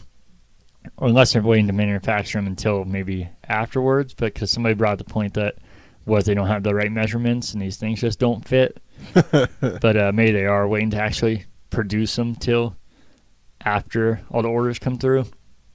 But I think it's really cool and kind of silly that PlayStation isn't the company doing that. But I don't know. I think it's a really cool idea. And we talked about how much we love 360 faceplates and everything. And I told you, I don't know if you looked into your PS4 at all yet, about the faceplate. That's so weird to me that was a thing and neither of us knew. Nope. So we'll see how this goes. This one was for you. Did you see PlayStation cover or a partner with Travis Scott for some reason? I don't really know what the partnership is, but really? He's going to work into their advertisements. You always talk about him on this Straight podcast, up. so I thought I would bring that in here. I love him. I think he's a marketing genius. Well, I guess that's why PlayStation hired him for that then. I'm serious, man. I think I heard about him through I think SoundCloud or Hot New Hip Hop or something, and then we worked with a guy that was like way too into him. You remember? No. Oh God, what was his name? Dylan. Oh, did he like him? Yeah. Okay. I think when I noticed, like, Jesus, he's really good at marketing, he made his own action figure and then tied a music video into it, and just, like, with the Fortnite shit at McDonald's. He's one of those guys where it's like, not only does he have talent, but he also has that weird thing where he has talent mixed with a good business mindset. Like, he works with the videographer of Kanye West. Did a really good documentary with his name's White Trash Tyler. He's also from Ohio. I recommend watching their documentary, but I don't know. He's just really inspirational. Like, God damn. The fact that he has like that perfect combination of talent mixed with the business mindset, and the combination of those two, just seeing the weird shit that comes out, is just so great. I don't know. I like him. He reminds me of Kanye West a lot. I know they're really close too. So, but yeah, that's exciting. Yeah, I guess we'll see what happens with him and PlayStation then. The fucking Zoomers are gonna go nuts over that. The next thing I was going to talk about was, did you see the update coming out for Gears 5? No. I won't spoil anything because I know you haven't beat it or played it yet. But they announced a lot of new stuff coming November 10th, but I'm kind of confused what it is. It said there's a campaign coming where you can play as Dave Bautista as Marcus Phoenix, and he's voicing him, and they changed his appearance, which I think is super fucking weird. I know that you've probably seen when they've been talking about a Gears movie, he's been pushing himself to be Marcus Phoenix. Yeah. So I get it to a point, but I feel like it's really weird to just kind of turn him into a different character, because I feel like all of us, I make fun of Marcus Phoenix, but all of us recognize him. And what's the dude's name that voiced him that played Bender in Futurama? Oh, I forget. He done a bunch of video game stuff though too. Yeah, but Anya. His voice is awesome and like a recognizable thing now, and I feel like that's weird to just remove him from that. I get Dave Bautista wants to be him and be the character, but I feel like it'd been much cooler to create a separate thing for him. John DiMaggio. Yeah, there we go. John DiMaggio. But confusing. I can't tell if this is... He says he's going to be Marcus Phoenix, the Gears of War account does, and there'll be a lot more coming November 10th, and that there's new DLC coming out called Hive Busters, which is story campaign DLC, which is interesting. But I don't know if that's what this is, because the way they talk about it sounds like you play the original Gears 5 and Dave Bautista is Marcus Phoenix, which, like I said, sounds so weird to me. Anya! And even if he is going to be Marcus Phoenix, maybe like this DLC is like a later date or earlier, and that's why you have a different voice. Kind of makes sense, and different appearance. But I don't know, the way you present it makes it sound like Hive Busters is a DLC campaign that is separate from Dave Bautista's thing, and Dave Bautista is just a added bonus to change the original campaign, which sounds super weird to me. You know who I think he should play instead of him? Dom? Yeah. I was trying to remember his name. Yeah. See, and that's what I'm saying. There's so many characters that, or even a new character they could play. I don't know why the hell you change him. I feel like, even though you don't even see his face, I feel like I'd be changing like Master Chief's voice. That'd be so weird to just be like, oh, now we have The Rock voicing Master Chief. Well, what? Yeah, that'd be weird. I don't know how I feel about that. We'll have to see. Yeah. And like I said, they make it more confusing talking about that DLC with it. So, yeah, I guess November 10th is not that far away, which is nuts. Wonder if they talked to John DiMaggio, like, hey, we're doing this. Yeah, I hope so, because it'd be kind of fucked up. Like when they did Child's Play with Mark Hamill. Yeah. They never talked to the original voice actor. Yeah, it would be cool if they did talk to him, because I'm sure somebody like him that is definitely on a lower scale and seems like a really nice, normal guy. He'd probably, oh, that's awesome. Yeah, I'd love to see his version of it. But yeah, the way that I see it kind of just seems like he's kind of like pushed down, like, hey, we got this big name now, which seems kind of fucked up. But I guess it'll depend on how they handled it, which I'm sure we'll never figure out. The next one is something I talked about in here a couple times, was the Beat Saber multiplayer coming to PlayStation VR, which is already out on the PC versions. But they said that PS4 is delayed and they're working as hard as they can on it, and they would have a release date at some point. And it says that it's taking longer than they thought, and that they're hoping to have everything done by January. And everybody lost their minds and said how they're just making excuses and moving everything back, which I'm sure you remember. I said how companies are going to take advantage of this time, but I feel like with this scenario, I feel like I don't know what the hell people are complaining about, because it's free DLC and they're a super small developer and they're actually being upfront and updating things as they go. So I'm kind of confused about the outrage about this. It seems kind of weird to me. I think it's an added bonus and not something that should be expected to begin with. No, I agree 100%, but we get pretty entitled expecting things. The next one was, I forgot this is even coming out, if I'm being honest with you. But I know to a lot of people this would matter, especially if this was your only system. EA delayed Apex Legends on Switch till next year, which like I said, I forgot that was even a thing. But like I said, if that was your only system, I could definitely see why you'd be really bummed out about that. Again, it's free, so not complaining or anything, but be bummed about it. Yeah, I just don't see a lot of people playing that on Switch either. Yeah. It is crossplay, right? I think so. That would help a lot, since you'd have a huge audience with everybody on there. Yeah. I meant to look more into this. Do you know anything about Redbox free live TV? It sounds like kind of like Vizio's TV thing that we have, or what do you call it?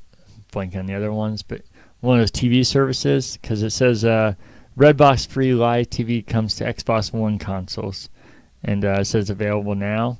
And it says there's over 80 channels on it, but forgot to look more into it.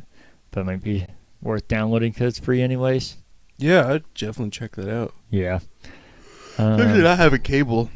My dad found Vizio the other day, and he was like, "Oh, it's got an antenna built in." Yeah. So that's funny. Such a boomer thing to say. We can maybe talk about this on a different episode unless you read about it, because I can't tell if this is one of those specific things that they're kind of pushing their narrative. Did you hear about Facebook, how it deletes your Oculus purchase, or if you delete your Facebook, it'll delete your Oculus purchases? Jesus. Since it's connected through Facebook. No, that sucks. Yeah, and then even worse is, like I said, I want to look into this because I don't know if this shit's true. But where is it on here? Facebook's getting weird, man. Especially with some like this election meddling stuff and blocking of accounts and deleting articles. I don't know, man.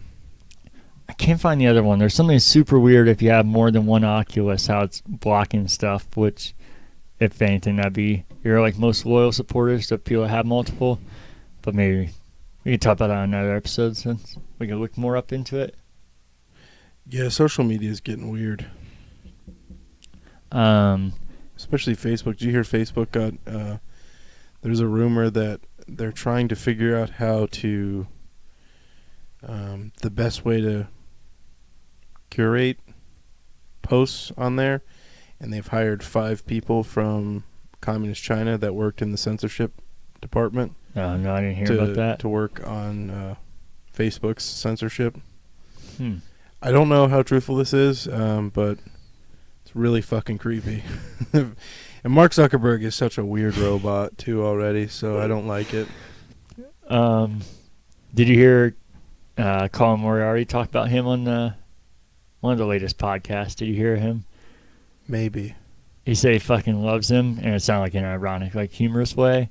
He said in the funniest way, it said that he's turning into like a synthetic human, and he's just like becoming one with the internet, and like even the way he speaks and everything. Yeah, just like the bad dystopian internet, though. Not like the good, like, freedom part of it. Oh, he's so weird. He's here smoking meats. He's trying so hard to be human. Do you hear every year or two he tries to remove one thing out of his lifestyle and go back to like this year was he doesn't eat meat unless he killed it. No. Probably fucking humans too. Freezer's full of humans. I'm smoking this meat. I killed him myself. The next thing on here is a really weird one. Did you see this thing about Guillermo del Toro? When he was wanting to make the Halo movie, his idea was to have the Master Chief have a twin in the Halo movie. I don't know why that would. I don't know. He's always. Yeah, I'd say he's so fucking weird. I like some of his stuff, but I feel like he was just forcing it and be like, whoa, that's weird. And there's two of them. I just thought that was odd. Yeah, I think if you're making shit like that, you should not be fucking with the story. Like the new Monster Hunter movie does not sound good. You don't think so? I thought it looked kind of cool. Did you hear the premise? No. So that's the part that's throwing me off. It's like here right now in this reality, some military soldiers get sucked into the Monster Hunter world. Yeah, it's like, dude, you already had like a perfect story. Why you guys got to do that? Yeah, because people were hating on the trailer, but I thought the trailer looked cool. I don't know if you saw it. Okay, here I found this is from October 20th. An insider says, God damn it, these fucking 1,000 ads pop up. That's what I want anymore. What is with news websites anymore with their ads? And if you turn ad blocker on, or they want subscriptions, I just want to read your fucking news. So Facebook has hired six Chinese nationals for its hate speech engineering team. Does that sound dystopian or what? Engineering team. God damn it. Mark, you're such a weird fucker. We should definitely look more into the Oculus thing, especially with your curiosity about Facebook, because I found the other one. It says Facebook is banning Oculus owners with multiple VR headsets. Again, I don't know how true that is, and it seems really fucking weird. That's why I don't know if it's kind of like pushing something that maybe isn't true, because that makes no sense, because that means you bought multiple generations. That's weird, because first of all, you're slapping your biggest supporters in the face. And then it gets weird, too, because it's like you want that one tied to that person. Like, what other weird shit are you doing? I have a coworker that's crazy into VR and all this shit, and he's just so excited for Ready Player One life. He's like, shit, man, if I could just sit at home. And I'm telling you, man, we get Andrew Wang in there, get, what is that called, where they send you money each month? Stimulus, I mean. Universal income. That, yeah. If we get him in there, man, and just like, dude, what are you asking for? You're asking, like, Ready Player One, that was a negative of it. And he's like talking about Ready Player One, the ending, when he's walking past all the loot and not picking it up. He's like, man, I'd pick up all that loot. He's like, that's the purpose of it. He's saying, like, walk away from the fucking VRs. And you're like, dude, I want to attach and just disappear and into it. It's like, dude, Jesus Christ. I used to think, like, 1984 could never happen, but it's slowly happening, and it's not being pushed on us by the government. It's ourselves accepting it. I don't think the Founding Fathers ever planned that American citizens would want these things. You know? Yeah. They always thought like it'd be like some huge government coming to take it, but no, there was yes, I'm a sheep. Push me in over here, yep. Yes, do this. You're right. Safety. The Zuckerberg. The next one is, again, something I want to try for myself. It's from GameSpot. I don't know if you saw The Last of Us Remastered, the original Last of Us. Got an update to prepare for PS5. But on PS4, the initial load screen took 90 seconds. And since the update happened, it was cut down to under 14 seconds. Whoa. On a PS4, not like on a Not PS5. Just says PS4 on here. But either way, that's crazy that an update that they're preparing them for a PS5, which is supposed to give you crazy load times, takes almost 80 seconds off it for the current generation. And that's all I want to try for myself, because if that's true, that even makes it more confusing why we need the next generation and what they've been doing on this generation. If they could just update something and have 80 seconds of load time go away. Well, you got to think too that game came out right at the launch of PS4, and we're at the end of the generation. So maybe there's something they've learned. Yeah. I feel like The Last of Us 2 has even longer than 14-second load times. Really? Yeah. So it seems weird to me that it kind of like unlocked this ability. Yeah, I'd like to know the back end of that, how that works. I'm sure it'd be way over my head though. I want to try it for myself, like I said, anyways, but I feel like GameSpot should be pretty trustworthy with something like that, especially something that's not really like a real news story. The next one, I'm curious if you ever played it. I fucking loved it. Did you ever play 1 vs. 100 on Xbox 360? It was like the game show style. It was a game show, wasn't it? 1 vs. Yeah. Yeah. Yeah, it wasn't real With life. avatars. Yeah. Yeah. And they had it was actually like set times you had to get on, and they had a real host on there. I do remember people. I never played it, but I do remember my friends playing it. That not for the biggest audience, but that was right up my alley. I was like, this is so cool, and me and Derek were like playing around the times to make sure we're in the game show, and if you got selected to be in the 1 or the 100, it was so exciting. Because if not, you're just stuck in the audience watching everybody. But did you ever get in the 100 or 1? I got in the 100 multiple times, never the 1, unfortunately. And I got decently far, but never enough to win anything. Because that was the other cool thing, you could win real prizes with this shit. And like I said, the actual having a real host read these ridiculous gamer tags, and the whole thing was just so nuts and surreal, but such Stoner a cool idea. X420. But I thought it was weird how they just abandoned it, especially with now the current climate of how games are and like these massive games. I feel like something like this would thrive like crazy. Even if it's not a game show, you could do different styles of like live audience kind of things. And what was that one everyone was playing for a while? Everybody put their cell phones out. Oh my god. I was doing it too, and now it caught me off guard. I know what you're talking about. Over-enunciate everything. Welcome back. Today's theme is going to be Star hilarious. Wars. What? That guy's hilarious. Oh, yeah. Or the people that replace him sometimes, too. Yeah, those people are not usually as funny. But yeah. The main host was actually genuinely funny. And then they would just be like real easy questions, and then out of nowhere, just the killer question. HQ trivia, that's what it was. HQ trivia.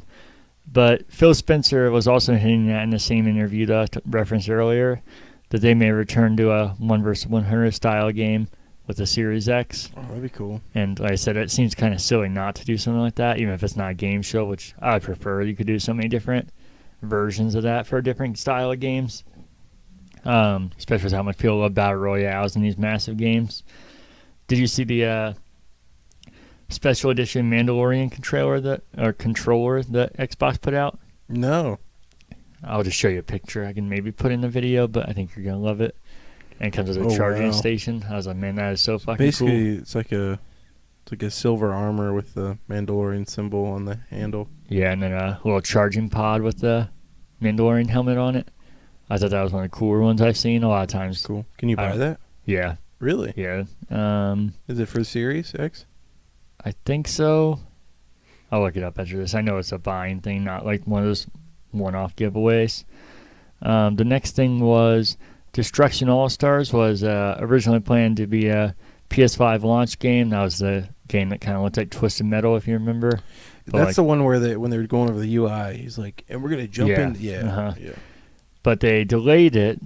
But the positive about the delay is it's coming to PlayStation Plus in February. So everybody will have it for free anyways.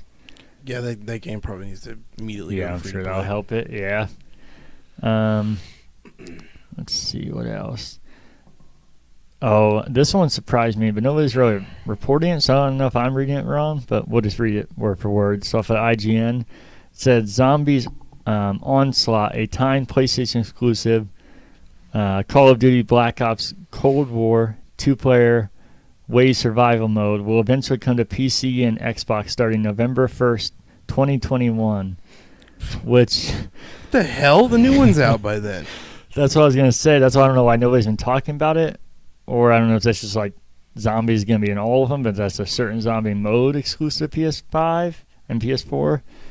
But, yeah, I was like, that... Am I reading that wrong? No, it says 2021. That is nuts. Sucks. So that seems like a big win for PlayStation there. Maybe in 2012. I don't know if anyone's really talking about Call of Duty Zombies anymore. I don't think so either. And like I said, I waited for years and years for it to just fucking drop off. But every year it's one of the top selling games somehow. And I feel like still hear people talk about zombies all the time. And I've never even liked zombies on Call of Duty, so I have no reason to defend it. I know you brought this up a while ago. I can't remember if there was a release date because it came back up, but the Crash Bandicoot game on phones, the Crash on the Run, is coming to Android and iOS in spring of 2021. I don't know if it had a release date before, but I think so. Okay.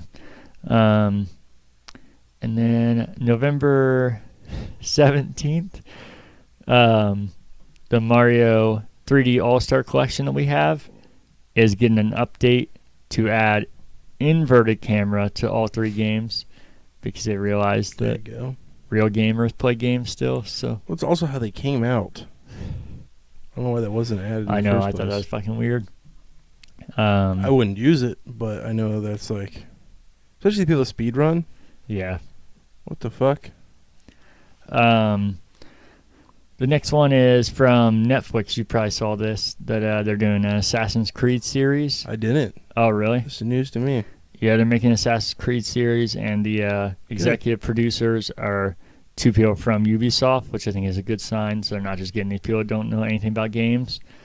And I'm sure people are going to hate on it because every video game property is turned into other media people hate on.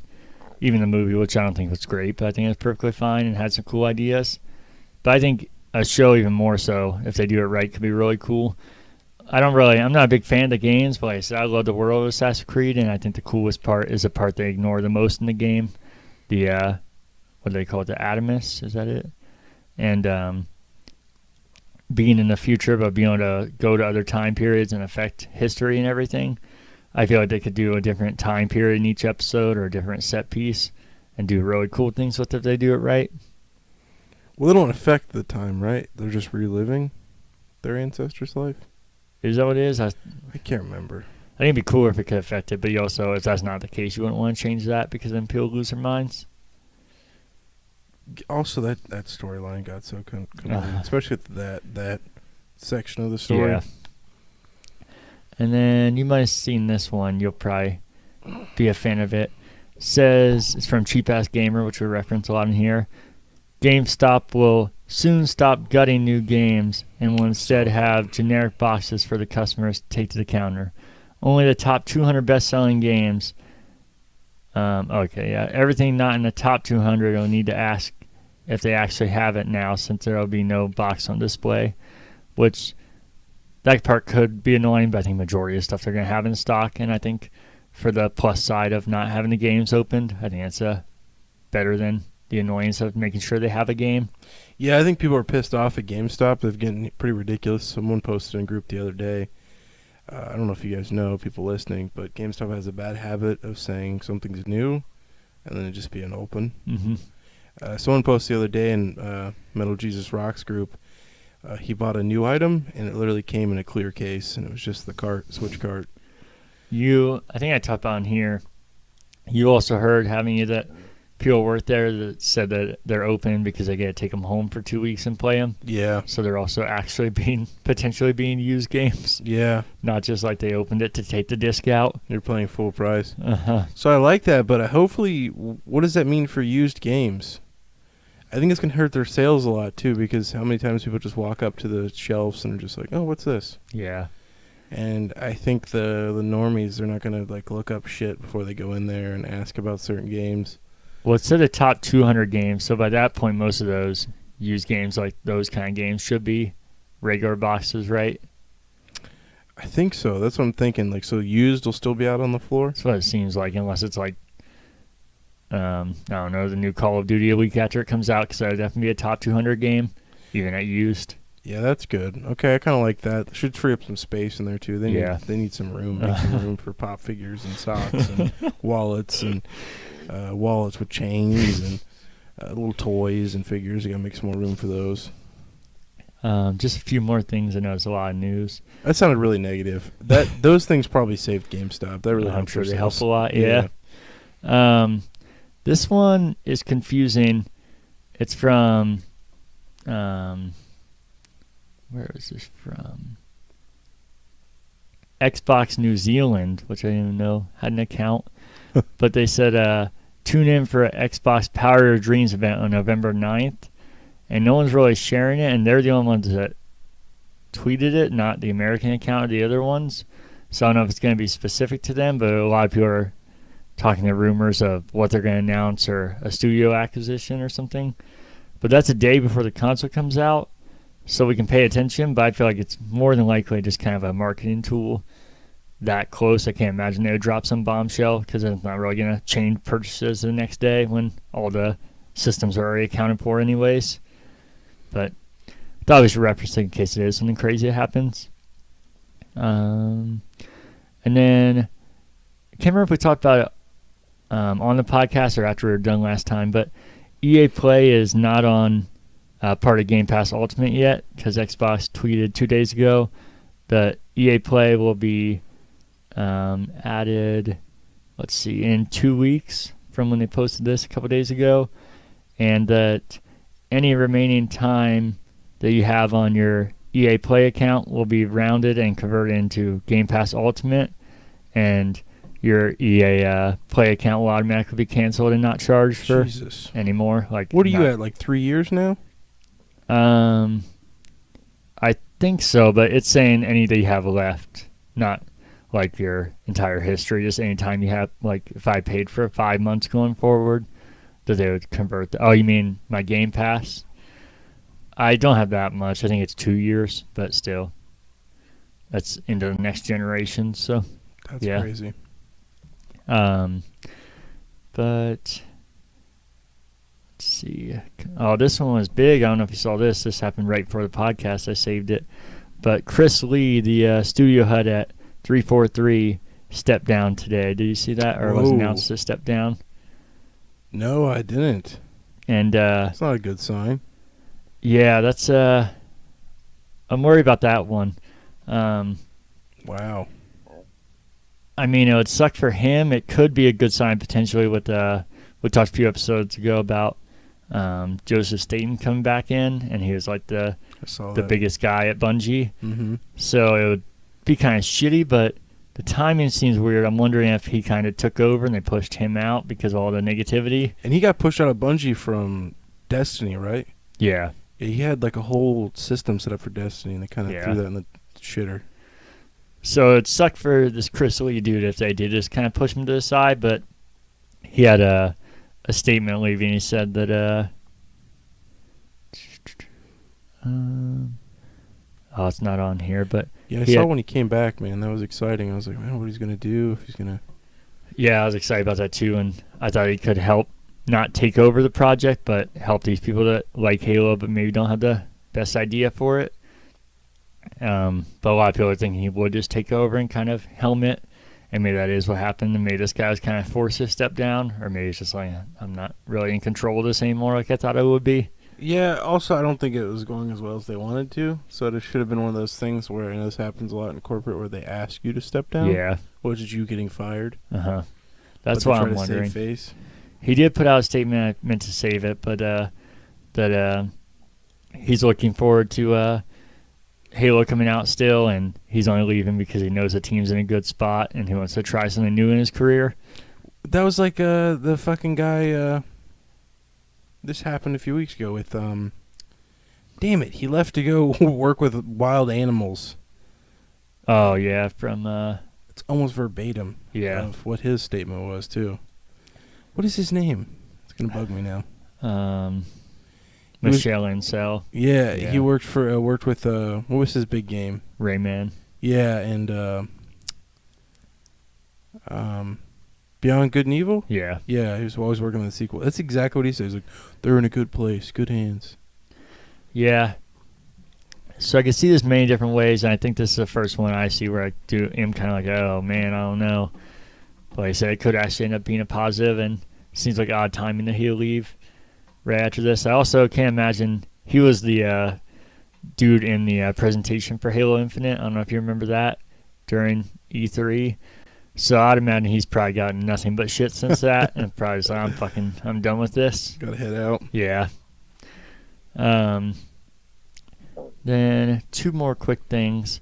PlayStation is giving away free adapters for their PSVR camera to be able to function on PS5. You have to get on their website and type in your serial number of your VR processor, and then I don't know how it's going to work, but they send you one. I'm not getting a PS5 right away, but I think I'll probably just do that to see what the process is. I don't know if you're going to have to pay for shipping or anything, but I feel like it's one of those things they might do for a couple months, and then if you don't have it, you're out of luck. So I better just get it out of the way and then have it waiting here for whenever I get a PS5. It's a good idea. Yeah, it's kind of shitty it's not already just built in there. Can't imagine they couldn't have done that, but it is what it is, I guess. I'm waiting for the next VR to get announced. Yeah. Then the last thing I saw, again, right before the podcast, I was pretty bummed about this, actually, even though I haven't played it, which is probably part of the reason it's not happening now, and probably kind of blame myself. But did you see their closing Gears pop on April 26, 2021? Dang, I didn't. I was just thinking about the game the other day. I did not expect that. I did hear that it got a little too pay to win. I could see that, yeah. After some updates. Man, I haven't played that in forever. But that's Yeah, sad. me either. That's, like I said, it was sad, but I'm probably part of the issue why they're canceling it. All of us are, wait, don't cancel it. We want to play it. No, none of you are playing it. But also, I think it's kind of cool that they're giving it such a leadway to be able to. April 26th is quite a while away, so it's not like next week. So that gives you plenty of time to try and play more and also get the achievements, because that's the thing I'm most bummed about. I'm like, man, those achievements are just going to be gone forever after that. But that gives you a decent amount of time to try and get whatever you want to do. That was a fun little game. Yeah. Yeah, I know I liked got when out played before the issues of pay to win. I know news went on forever there, so do you want to get into media pickups? I actually don't have any this week. Really? Yeah. I'm trying to get better about that. Especially if if I definitely want to pick up this new Xbox. I got to chill. I was going to ask you, are you doing it? I don't know. I'm 'Cause going we're- back. I'm back and forth. I don't think I should. But at the same time, I can't find anybody that wants it. And I'm like, 'Cause I think 2 more episodes from now, you'll have it in your hands if you have it, right? yeah. Yeah, I don't know. We'll see. I don't know. Well, that's crazy. I have more than you, and my only pickup is what do you call it? A digital game. I was gonna say virtual, but I bought Pumpkin Jack on Xbox One. I saw you streaming that. Yeah. I can talk more about that when we talk about what we've been playing. If you want to start, you can get in what you've been playing. Yeah, man. I beat Man of Medan with you. That's right. I think that night or the next night. Mm-hmm. I really liked it, man. I'm excited to play more of the next one coming out at the end of the month. I'm glad you told me about the tech issues, the glitching and the fuck ups, because I feel like it prepared me mentally to expect those things. Jankiness. Yeah, so it didn't bother me as much. But yeah, and then Witcher 1, I went back to it. I know I haven't played that since May. Going back, still enjoying it. It's a fun little RPG. It's funny you said that when I was testing out the audio of the podcast, like the actual podcast. I heard you talking about that, and I was like, man, it seems like another time and place right now. Yeah, I'm going back through and playing it. I've realized I got to throw on a podcast because it gets a little boring. I mean, it's a little bit older RPG too, so it's kind of just click and let it do its thing. But I feel like keyboard and mouse is perfect for those games. I had an issue with Star Wars: The Knights of the Old Republic, both of them, due to the fact of just, I don't know, I just can't get into them, man. I've played on mobile and I've played on console, and I think next I'm going to play on PC and see if they're better. Yeah, but I think the keyboard and mouse is just perfect for those games. Yeah. And I couldn't play the original Dragon Age on console either that way. Just pressing A and then your character strike. But I don't know, there's something about it on PC. It's a little bit easier. Combat's a little bit easier with all of those buttons and just throwing on music or a podcast in the background. No, I hear you. That's all for you this week? Yeah. Yep. I gotcha. Like I said, or like you said, we beat Man of Medan. Had fun playing that again. Then, like we also talked about, playing Pumpkin Jack. Did you see I did preparing for Extra Life, our first 24-hour stream when I was playing Pumpkin Jack? You did it for 24 hours? I did. I did 2 separate streams. The first one was 2 hours. The second one was probably about an hour and a half. And then probably about 23 hours of it sitting on stream ending because I forgot to actually click end stream. Oh my god, that's great. I went to look why the video wasn't uploaded the next day, and it said I was still live, but I was about to go into work. Oh, shit. Guess that's just going to be live for the rest of the day. It wasn't actually... I was on like the stream ending screen, so it wasn't like capturing anything here because that could have been awkward if I was doing anything in here or something. But look, so there's no audio and nothing. You better be careful. There's a couple streamers that got. Yeah, I'm sure. Yeah, that's why at least I clicked the stream ending thing. But then you had to click actual end stream to end it. But it sucks because I was having a lot of fun with this game. It's not gonna ruin the game for me, but I was gonna put out another video and probably be able to beat it in the 3 videos and put them all up. Mm-hmm. But now that second video is definitely just, I'm going to have to delete it because there's no way to. It said the video is too long to edit on YouTube, so I can't cut out those 22 hours or whatever. So I'm just going to have to abandon it. So now it's going to be a little awkward because I have like the first 2 levels on one video and then like the last 3 on another video and just nothing in between. How much was the game? It was only $17, and I've already played 3.5 hours or over 3.5 hours of it. So worth it to me, and I have money on my Microsoft account, so I didn't actually spend any real cash anyways. Were you just looking for Halloween games? I wasn't actually even searching. It just what did I did search. I searched pumpkin for some reason. Actually, yeah. I don't know why I was searching that. And then I was like, how's Pumpkin Jack? So I was like, it's not on Game Pass or anything. I was like, shit, I have money in my account. I'll buy it without really knowing much about it. And yeah, I'm having a lot of fun. Like I said, it's reminds me. Holy cow! What's up? It's really highly reviewed. Is it really? 10 out of 10 on Steam, and Google users 97% like this. That's shocking because I'm having a lot of fun with it. But to me, it kind of feels like a game from another time. It feels like the graphics are definitely not at this level. They're not amazing, but it feels like a PS1 or 64 platformer style game. It reminded me of Conkers with a little bit I watched of yours. I could see a little bit of that, yeah. I think what helped is you run around a barn. Oh, yeah. I know every part you're talking about. Yeah, and then it reminds me a lot of, in Conkers, that the Pitchfork. Yeah. Pitchfork guy. Yeah, and see, that's another game that's right in my alley. I think it's a lot like Medieval, which is a close comparison with something I didn't think about for a while, which was weird because I feel like that's almost 1-to-1. It just came out, too, it looks like. It did, yeah. I think the day I bought it, that's why everything was so weird to me. I was like, this doesn't happen anymore. So I was worried, but I just want to try and do something different and having a shitload of fun with it. Like I said, you got to know what it is. You got to like those kind of old school platformer adventure games, and nothing truly special about it, but just exactly what I've been looking for. And I complain how they don't make games like that anymore, so I'm glad I got it when I did and supported it. Destructoid gave it a 7. Listed as good.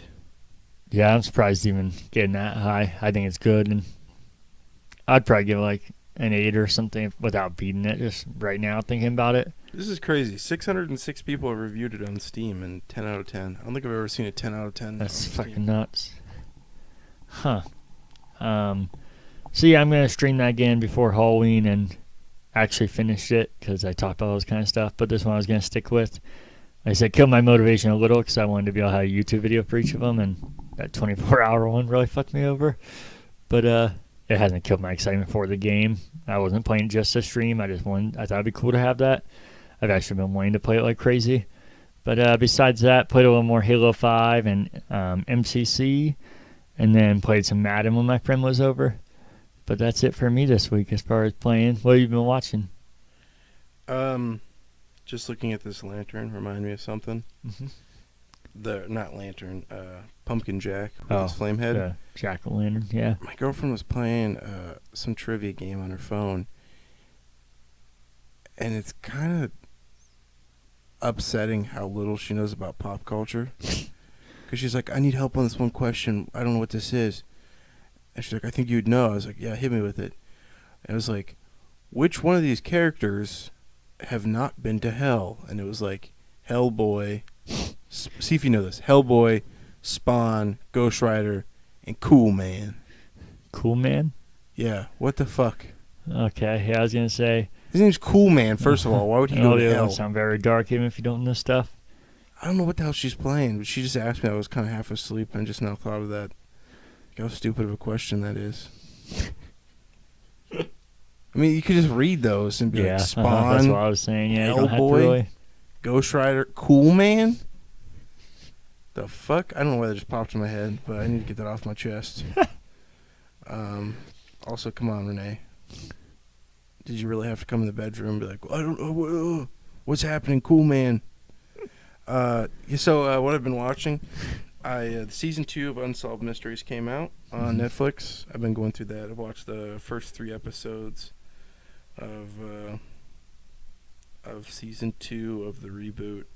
Sorry, I'm trying to get down to my notes on it. Oh, you're good. Trying to find it here. So far, I'm really enjoying it. I think this is better than season 1.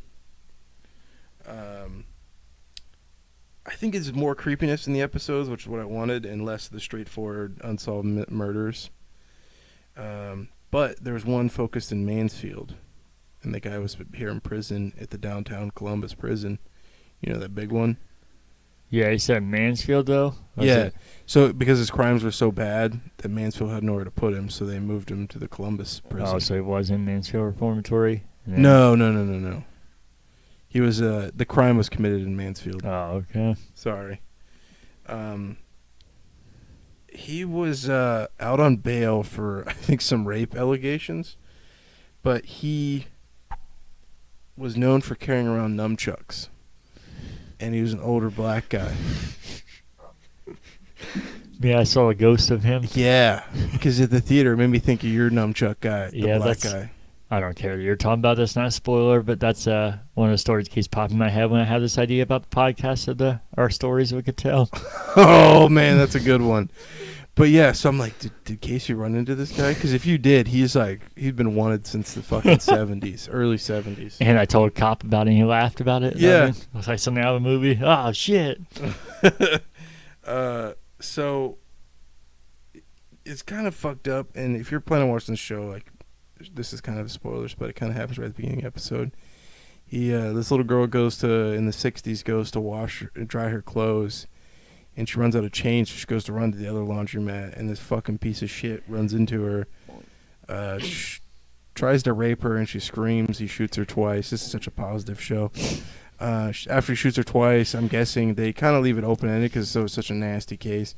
But you're like, okay, he raped her after shooting her twice. Then the piece of shit goes home, gets changed, and decides, yeah, I'm going to go out to the club and go dancing. And then he comes back and finds out the little girl's still alive. She's like 13, 14, in pure agony, like clearly like probably screaming and slowly dying. So what does he do? He decides to pick up a brick and beat her head in. It's just a positive, family-friendly show. And, of course, he goes to prison. And then in the 70s or 60s, they decide to get rid of, Ohio decides to get rid of the death penalty. And he squeaks through and gets life in prison. But then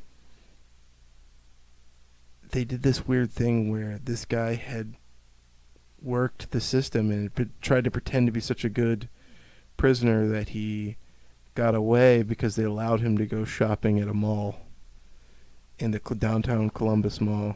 You know that. You've told me about it before. Yeah, City Center. Yeah. It looked like they were referring to City Center. And he escaped, and he's been missing since the early 70s. He's still out and about, and they can't find him. And they've gotten close a couple times, but they've been like, he just left a month ago. But he was known for carrying fucking nunchucks. So I'm pretty sure you ran into him. Did it say if he always had a cowboy hat on and hold get up? Well, that's the funny part. He did have some like get up shit, so it wouldn't surprise me. And that he was actually just insane, completely insane. But they did say he also tries to avoid Ohio as the best he can because that's, of course, where they're looking for him the most. But yeah, he's a real piece of shit. So hopefully they find him and beat his fucking skull in the brick. His dad's a piece of shit too because he kept in contact with his dad and constantly be like, dude, where is he? And be like, people change.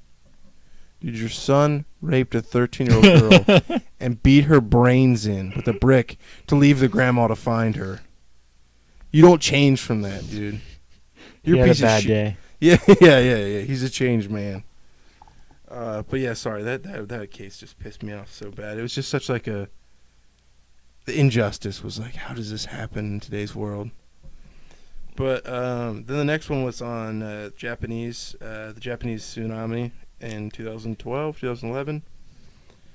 Man, that was shot so well. I meant to look up who the cinematographer was, but well, I guess that part wasn't really a cinematographer, but the editor, because it's done so well. There's like creepy empty streets with the tsunami sirens going off, and then that famous footage of the farmland with the water encroaching, this dirty water encroaching on these beautiful fields. But it's about the ghost sightings after that tsunami. The tsunami sirens are really creepy. I recommend looking those up. Oh, I've heard them. Yeah. Wait, you said signs? You said sirens. Sirens, yeah. Tsunami sirens. Those sound fucking terrifying. And it stops like mid-siren. It's just like, I don't know, speaking Japanese, but it's so inhuman. It's almost uncanny valley in the voice. And such a creepy episode. But yeah, so then tonight, because we were babysitting, the kids we were babysitting had never seen Renee's nieces. They had never seen Halloween Town. So that's why I said Halloween Town. Really? No, I said Minions. Oh, Minions. Jeez, fuck off. Halloween Town, and then showed them Halloween Town. And do you remember this one too? My Mom Has a Date with a Vampire. Yeah, we watched that one as well. So there's a couple classics there. So I've been trying to keep up with the Halloween theme. I did terrible at that this week. But that's it. So am I not remembering Unsolved Mysteries, or did they completely change it? Because I felt like it was nothing like that before. Yeah, I could see that. It's more like... Yeah, you're right. Okay. I haven't seen the new stuff, just how you described it. I wouldn't even think that's the same show. No, you wouldn't. This could have a whole nother name on it. That's sad. It is. The intro even sounds... You can still hear it a little bit. And they have the original narrator. It kind of fades out again, like they did with the first season. But yeah. I think this season's definitely some more interesting stories. And definitely unsolved mysteries. But the Japanese one felt like it could have been in the original show. Okay. Yeah, I like it. The only things I watched this week was not a whole lot. I watched, we did our Lost event last week and watched 3 episodes to end season 4. Have you watched them yet? I haven't, man. I've been so behind on Lost. Are you only those episodes behind? Or maybe.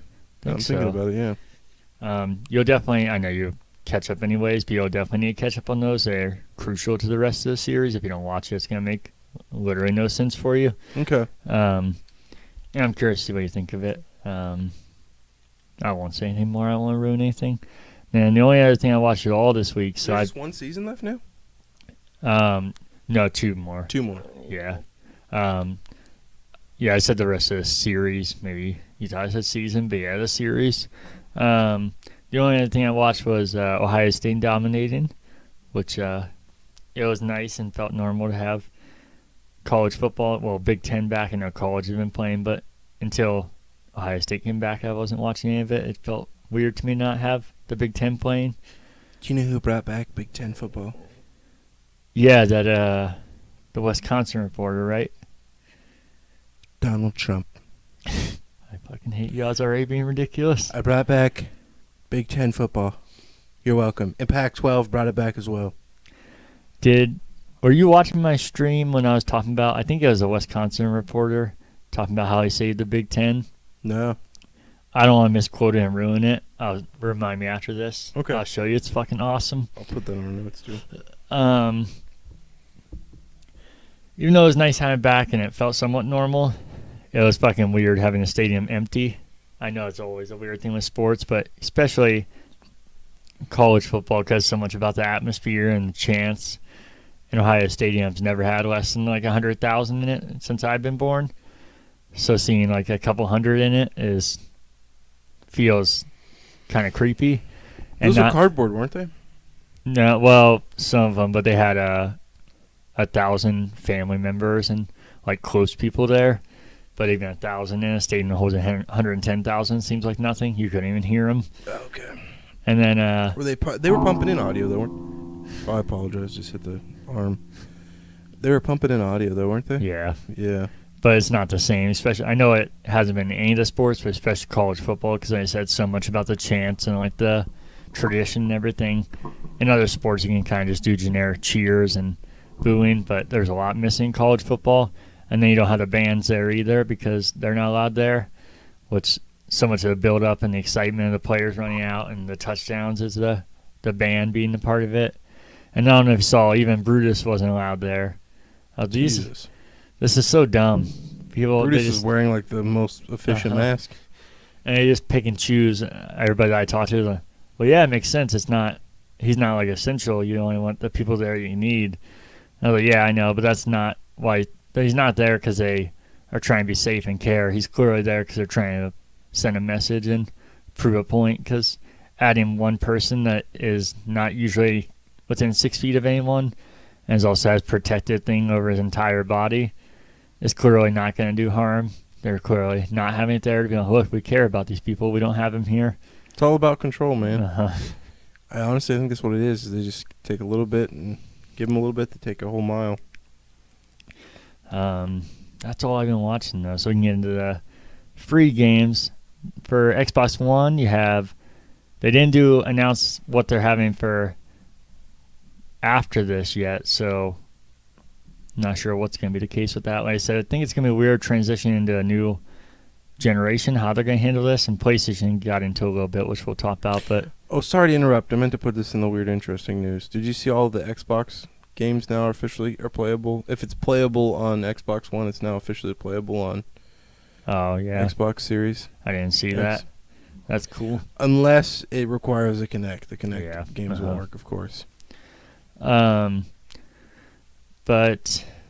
I don't know what they're going to do. So right now we just had the ones that we had from before. You have Slayway Camp Butcher's Cut till Halloween, so the 31st. So by the time this comes out, maybe only like a day left to download. Wait. Is this the end of the show? I was going to do that and then get in, see if you wanted to. I know it's been a long episode, see if you want to do the other stuff. Oh, yeah. So, okay. I was just make sure you didn't forget. Sorry, it's the 100th time I've interrupted you this episode. Oh, you're good. And Made of Skur till November 15th. And on 360, you have Caution Quest till Halloween. So, again, only a couple days. And by the time you're hearing this, maybe too late.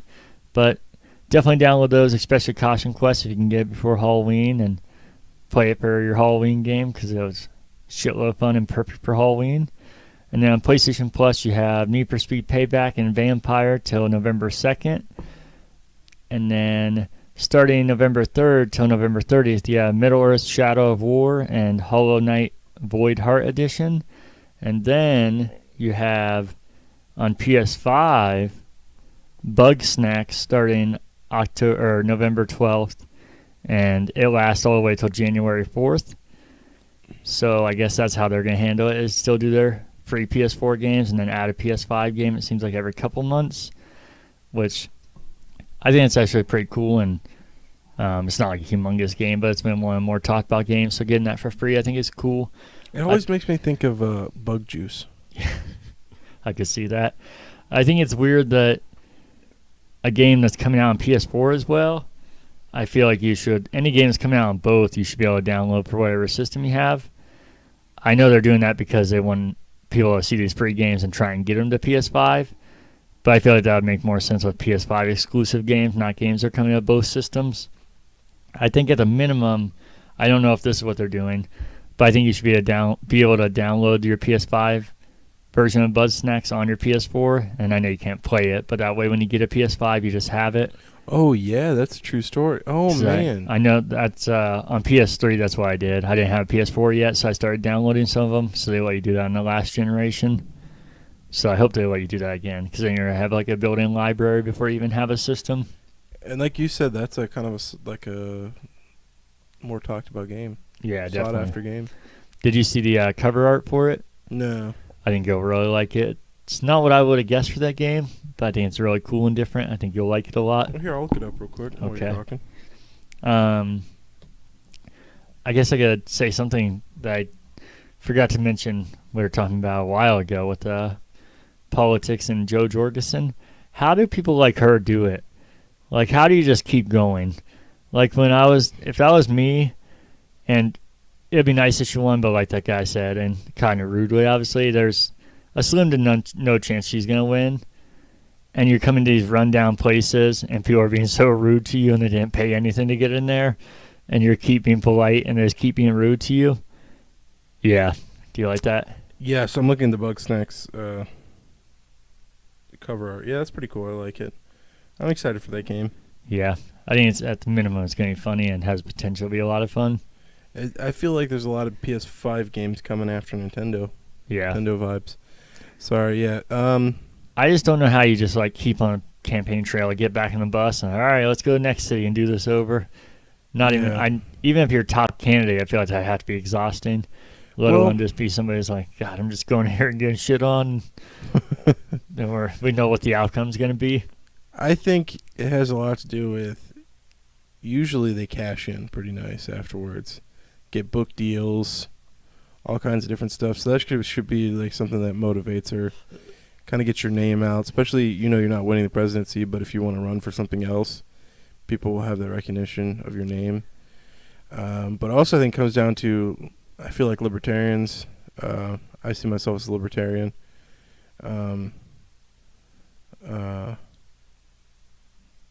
I feel like they're pretty strong politically, and you want to do what's right for the country or what you think the founding fathers had created an outline for. So that's got to be a huge motivating factor.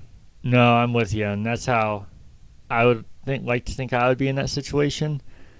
And I think I would to a certain point, but I think when I go to all these cities and it's just the same thing, Yeah. I'd be like, okay, yeah, that's what I want, but I'm just fucking giving up. I think I wouldn't, but like I said, just seeing that and not even being the one that was dealing with it, I'm like, God, this is just so depressing. Yeah, the libertarians seem to attract those, that section of, I don't know if they're know-it-alls or entitled, just some odd ducks. I just wanted to mention that so I didn't already have another thing to talk about in the next episode for things I forgot about the week before. But Yeah. do you have any fake outrage? No, just to continue on the last thing, though, I would vote for her and support her, and I do. But I feel like Donald Trump has some really strong libertarian views, too, and has shown that in practice. There's a few things where I'm like, dude, what the fuck? But ending of the wars, good push for industry. And if I didn't think this was one of the biggest elections, I would also be voting for her. But I feel like if you look at Donald Trump, I feel like Donald Trump, if he could choose any party, I don't think it would be Republican. I feel like he's more independent or a libertarian. I hear it. Definitely not fiscal. Is fiscal conservative or fiscal Republican? Is that what they're called? Conservative, yeah. Physical conservative. Fiscal. Physically. Yeah, I don't think he would be one of the. He's definitely not one of them. But yeah, I feel like the motivating thing is just you definitely get your name out there. It would be depressing as shit listening to these guys, and you're just like, I don't know what to do. But I think to be in politics, there's something you're already expecting that kind of behavior. Yeah. Especially if you think about Donald Trump, the questions he gets, the hate he gets, but he does get a lot of love at the same time.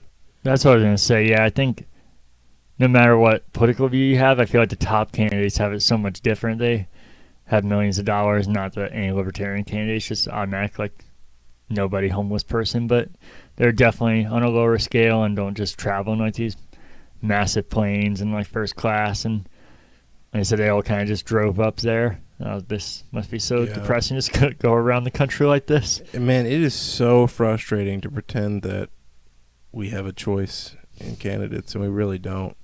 We're kind of given two, and that's it. You can do whatever the fuck you want. Quote, waste your vote. I don't agree with that. That's bullshit. It would be nice to see somebody. When is the last time a non-Republican or Democrat was president? I think that, The Federalists, was that a party? I was gonna say I feel it would have been before they even formed Republicans and Democrats. Well, Republicans were Abraham Lincoln, right? He was the 1st one. Yeah. Let's see. Last non-Democrat, Republican.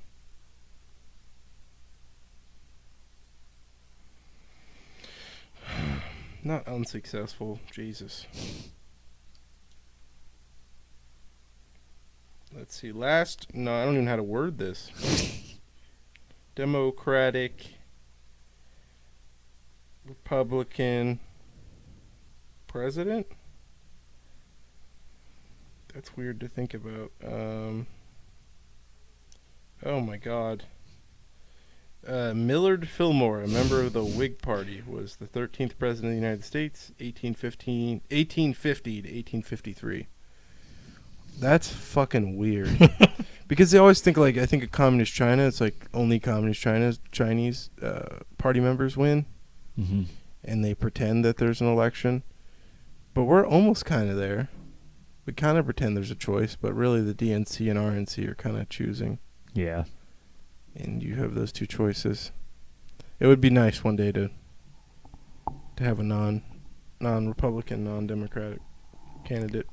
Yeah, that's what I thought. See, so even that technically isn't even not Republican or not Democrat, because that's what the Republicans, that's the Whig Party turned into Republican Party. So Jesus Christ. kind of just before they had like a official name together. Was the Federalist, was that a party? That sounds so familiar. I don't think it's a political party. Yeah, I'm wrong about that. Oh my gosh. The Federalist Party was the first political party in the United States under Alexander Hamilton. It dominated the national government from 1789 to 1801. But yeah, it looks like it died out after the War of 1812. And I bet if you look, probably the fucking Federalist Party turned into the Democratic Party. Who knows? Let's check the Wikipedia page. I love Wikipedia. Alexander Hamilton. He was a member of them. I recognize that name. Oh, yeah. They were overwhelmed by the Democratic Republican opposition led by President Thomas Jefferson. That's how old that is. Their biggest competition was Thomas Jefferson. Jesus. So, I mean, it's kind of nice seeing the Libertarian. You think the Libertarian's depressing? I bet the Green Party is just. I don't even know if they tour. I think the last time they had buzz was when they nominated Rosie O'Donnell. Or no, not Rosie O'Donnell. Roseanne Barr. Not Rosie O'Donnell. What the hell am I saying? I don't have any fake outrage this week either. Yeah, do you want to do our top 10 list? I know it's been a long episode, so do you want to do it next week? I'm okay. I just wanted to give you the choice. We'll save it for next week. That works. Okay, should we talk about the PlayStation UI at least? Did you watch that video? Okay, we can do that and then wrap up. Sorry, my butt is really hurting. I gotta get a different pose here. Next so week. much taller than you right now. Next week, well, I guess we could start a little earlier. I was going to say there might be even more news and craziness next week with the consoles getting closer, but we'll just commit to doing the top 10 next week. Did you want to share your thoughts first about the UI, or you want me to? Sure. I feel like there was just a huge focus on streamlining everything. Mm-hmm. I didn't like the guy's voice, though. Really? He had a terrible inflection, like, especially when he said, "Thank you, Daniel-san." I don't know whatever that guy's name was. I was bummed because when I said you were going to hate the guy's voice, I wasn't going to talk about him. I I didn't watch that far in yet. I thought the beginning dude was going to narrate the whole thing. I was like, oh, this is going to be rough for Cody to watch. But then I didn't mind it. transferred over. Oh, really? It was the second guy that got me. Something I liked was the showing you the percentages and the helps and the hints. I think that was cool. But I felt like Xbox had already done that with Edge. I know it wasn't implemented well and it wasn't the greatest thing in the world. I did like that finally someone noticed or talked about how watching YouTube videos for help. And I remember even that guy said, like, so you don't have to, like, sit through. Yeah. And it's true. Like, how many helps and hints videos do you watch? And they have the dubstep intro. And, welcome back, guys. And you're trying, God, where am I even at in this game? And so I do like that. But I feel like the stuff they were showing, the quality of life stuff, was stuff I've already seen on Discord and Xbox already. Which is good for them because I feel like they were lacking on that stuff. I liked how when he was talking about what was that? God damn it! We just talked about this game. He said it was delayed. Cyberpunk? No. Oh no, Destruction All Stars. Yeah. When he was like, "All right, we're gonna me and my friends want to switch over there," and he switches over there. He's like, "Look how fast!" After fast forwarding. Did you notice that? He's Yeah. like, we're gonna fast forward through this. We just jump right in. Look how fast. Yeah, you had to fast forward through that. I feel like is their way of tacking Xbox's what do they call it? Jump in, jump out. Mm-hmm. What is it? I forget the term for that. You're talking about quick launch? Is that what they call it? I think so. But I felt like the intro screen with the little bubbles bouncing around were not the greatest. I mean, not the greatest. Not that much of a change from the PS4. But when I was trying to find this video, I did find another video that I thought you would enjoy. It's let me see if I can find this. It's a guy live reacting to the UI. Mm-hmm. And I was laughing. Oh, here it is. I was laughing way too hard at this. I don't know. I just felt like OG YouTube. So here I can play it real quick if you want me to. God. It's pretty great. So it's just a guy live streaming the video, and with just that generic his camera recording the TV screen, not even capturing, just recording, just like you would have seen like in 2010 or something. But his reactions. The PS5 menu? Oh my God! Look at the particle effects. Particle effects. What? Yeah, it sounds like a dude that came in the theater all the time. What? Minions No, kid. Look at these little fucks. Yeah, so that is And then this is a game that just like comes with the console when you. that's a line of truth. He also cuts himself off in this video. Because that's like. That's the end. That's like. He did go on to talk more about it though. He's definitely. I definitely hit sub on him. I just miss that type of YouTube. Do you remember like when unboxings were big and you had these kids unboxing like? Hi everyone, I'm Hideaki Nishino, and I head up PlayStation's platform planning and Let's see if we can get to this guy I was talking about here. Games work together with the hardware and network to deliver a be meaningful he does have a bad play voice. and a passionate community. So capabilities. PS5 console, so there may be and the system in a variety of ways. Get to where he says something. Son, This includes things like seeing this is already terrible. Come on. the control center is open Sorry, I'm trying to bounce around this video here. in This, PlayStation I should have 5. this queued up. And now, let's check it out, courtesy of our own Sid Schumann. Thanks, Nishino-san. Welcome to your new... That just sounded so weeb. Do you get that vibe from it? Thank you, Shishino-san. I didn't like that, but he was a cool guy. I really liked that first guy. I forget his YouTube channel already. Something Lion. Oh, the particle effects. Oh my God. I miss those days of YouTube. That reminds me of remember the Fallout 4 reaction guy? Yeah. Dog meat, or whatever he said. I love those type of YouTubers. I live for that shit. So what'd you think, buddy? Casey-san. Thank you, Casey-san. So the first thing I had on here was that I absolutely love the game help is what they're calling it, where you can, like you were talking about, try and find some particular, kind of like Xbox does with achievement help. If you use like the search achievement, it'll kind of tell you, give you an idea how to do it. But the thing I didn't like on Xbox is how it kind of pulls you out of it, and you have to launch back into your game, and it's not. That actually has been a problem for me. I just want to look at that and I forget what I saw, and then I go back into it. So it actually is something that is annoying, and not just doesn't seem like an advertisement tool. Like the way they used it is exactly how I would like to use it. Bring it up and have it like a little side screen while I'm playing. So I absolutely love that, and I had it noted too, what he said about how that gets you directly where you need to go in the spot instead of watching 5 minutes of intros Welcome back to RGG Gaming. What's up, guys? or even worse is we talked about this, fast forwarding and trying to find the right spot and then going too far and seeing like what happens in the game, seeing a character die or something. So it's nice that'll just get you to the spot exactly where you need. When I saw this, I figured it would be like the achievement help on Xbox, where fans kind of curate it and make it their own. But the more I've listened, I've added this since the last time that we were going to talk about this, because I've heard more people talk about it.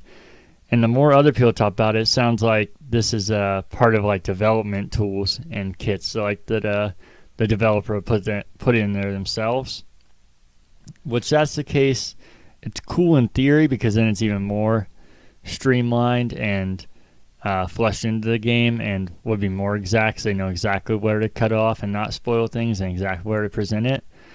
But if that is the case and people are right about that, then I think this is something that's going to fall away real fast, because you have Sony's first party supporting it, but all these third parties, why do they take the extra time to put these things in there and use all that development time to put hints in there and to help you have stuff?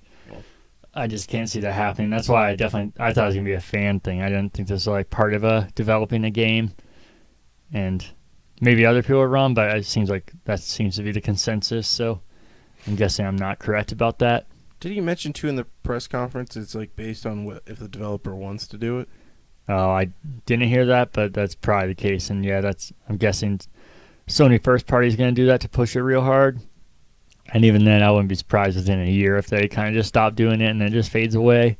I can't remember if he was referencing that or what was another feature they mentioned in there? I forget. None of the stuff I have on here I think would fit that, but I'm not sure. I also think the way they present it was weird. Because I think it's cool for trophies and like really hard to miss things, but the example they used, maybe it's just to be able to show it easily and understand it, but was a collectible in Sackboy: A Big Adventure, and it was a collectible. They jumped 2 spots and it was up there. I was like, are we really gonna have videos for everything that granular and small? Because that kind of just, there's no point in really playing a game at that point. I think it's cool for like really hard to get trophies, or even all the trophies if you really want to do that. But I think if it's really just all that kind of small stuff, I think that'd be kind of silly if they're really going that far with it. And if it is up to developers and they're actually putting it in there, then I guess that's up to them if they want to make a game that's really hard and everything hidden. So I guess we'll see how that goes. I really like the extra stuff they were doing with parties, like how you could screen share. And like you said, this is stuff that's been seen before, but I think it's presented well. And I thought it was really cool how you could do that with like the game you're playing. Because I feel like a lot of times I'm, oh, dude, you got to see this. And then we got to either record something on our phone or kind of go in those annoying menus of trying to send a clip to each other, but just being able to share in real time sounds really cool. Yeah. I know I've taken advantage of that too in Discord. Yeah. Yeah. And I actually did like the presentation, how the dashboard or XMB, whatever you want to call it, looked. I thought it looked really clean. I really liked It did kind of look like PS4, just a different version of that. But that was fine by me. I think when people just try and recreate everything, if it's already working, is when it usually falls apart. And I think PS4 has some issues, but I think overall it works well. And one of the biggest issues I think it has is clutter and not knowing where things are at. And I really liked on this how there's giant tabs at the top that show games and then media.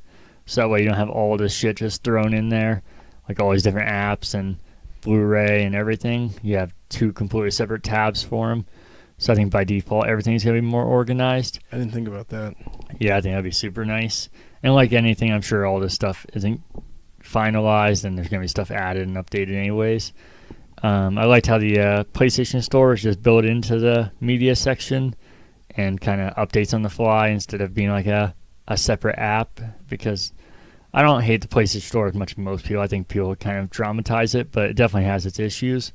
And one of the issues is that it's an app. It's not built into the system, so when you go into it, it's like launching Netflix or something. It's kind of a wait, and then there is some small issues I have with the store in general, but my main issue with the store is that it is kind of like a separated piece of the PlayStation. So I like that they build it into it now. It's not launching a new thing to go into it. Most people I don't think would care about this or maybe even notice it, but I like that they have a voice to text if you're sending messages. So that way you can send voice messages still, but if you want to type something out, you can use voice to text. And then the last thing I noted was I really liked the spoiler warning that it said it will send you if people are sharing stuff with you, if they're screen sharing or sending screenshots. Oh, wow. Because I was like, man, you could really fuck people over. Yeah. But it said that if the developer again can, maybe this is where you noticed it. Yes. They can put it in there. Yeah, that's actually where I'm thinking of, yeah. Which I think most developers, if it's a game that really matters the story, would actually want to put that kind of stuff in there, because I can't imagine that would take too much time. And I think it's super awesome to, because I always worry when people send me shit, I'm like, I don't know if I want to look at that if I haven't played it. Yeah. So it'd be nice. You could still look at it, it's not blocked or anything, but nice to have that heads up so it's your decision if you want to potentially ruin it or not. Yeah, that's great. The reason I had to react to that, I didn't even think about that. When I thought about sharing stuff, I mainly share shit from multiplayer games. Yeah. See, I didn't even put that. Never thought about someone sending me something and seeing a spoiler. I don't know why I didn't pick up on that press conference till you just said that. And I never thought too. Xbox does that as well, having the store separated. Yeah, I don't think I processed as what was happening until they pointed out and here how it's integrated into it. I just always thought it was slow and kind of awkward. Yeah. And then when they said that, I was like, that makes sense why I feel like I'm always kind of like launching a Netflix or something when I use this. Exactly. I never thought about that, but you're right. So, again, kind of a thing that behind times and not something that should be impressive, but also it should be noted because it is something that's changing. And if you do want things to be better, you can't just not acknowledge it when it's better and say it should have been there sooner, because it hasn't been there sooner. So if you want to make it different, you got to make it different. Yeah. Anything else you want to add for the show, though? No, thank you, Casey son. As always, you can follow us on Instagram, Twitter, and Facebook at Current Backlog, and you can send any corrections, questions, or feedback to currentbackloggers@gmail.com.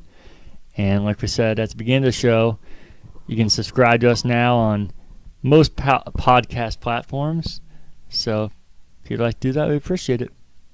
And Extra Life's coming up soon. I'll probably put a video out trying to detail things and talk about our crazy plans. Anything else for you, buddy? Thank you, Casey son.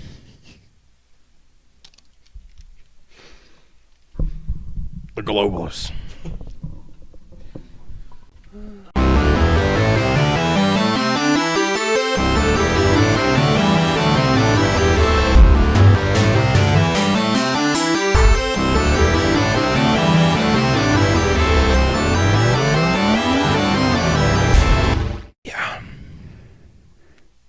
Let me put crackle and pop though. My cold war. Sorry, I'm ready. Cracking up a Cold War with the boys. That's what Reagan said when he won the Cold War.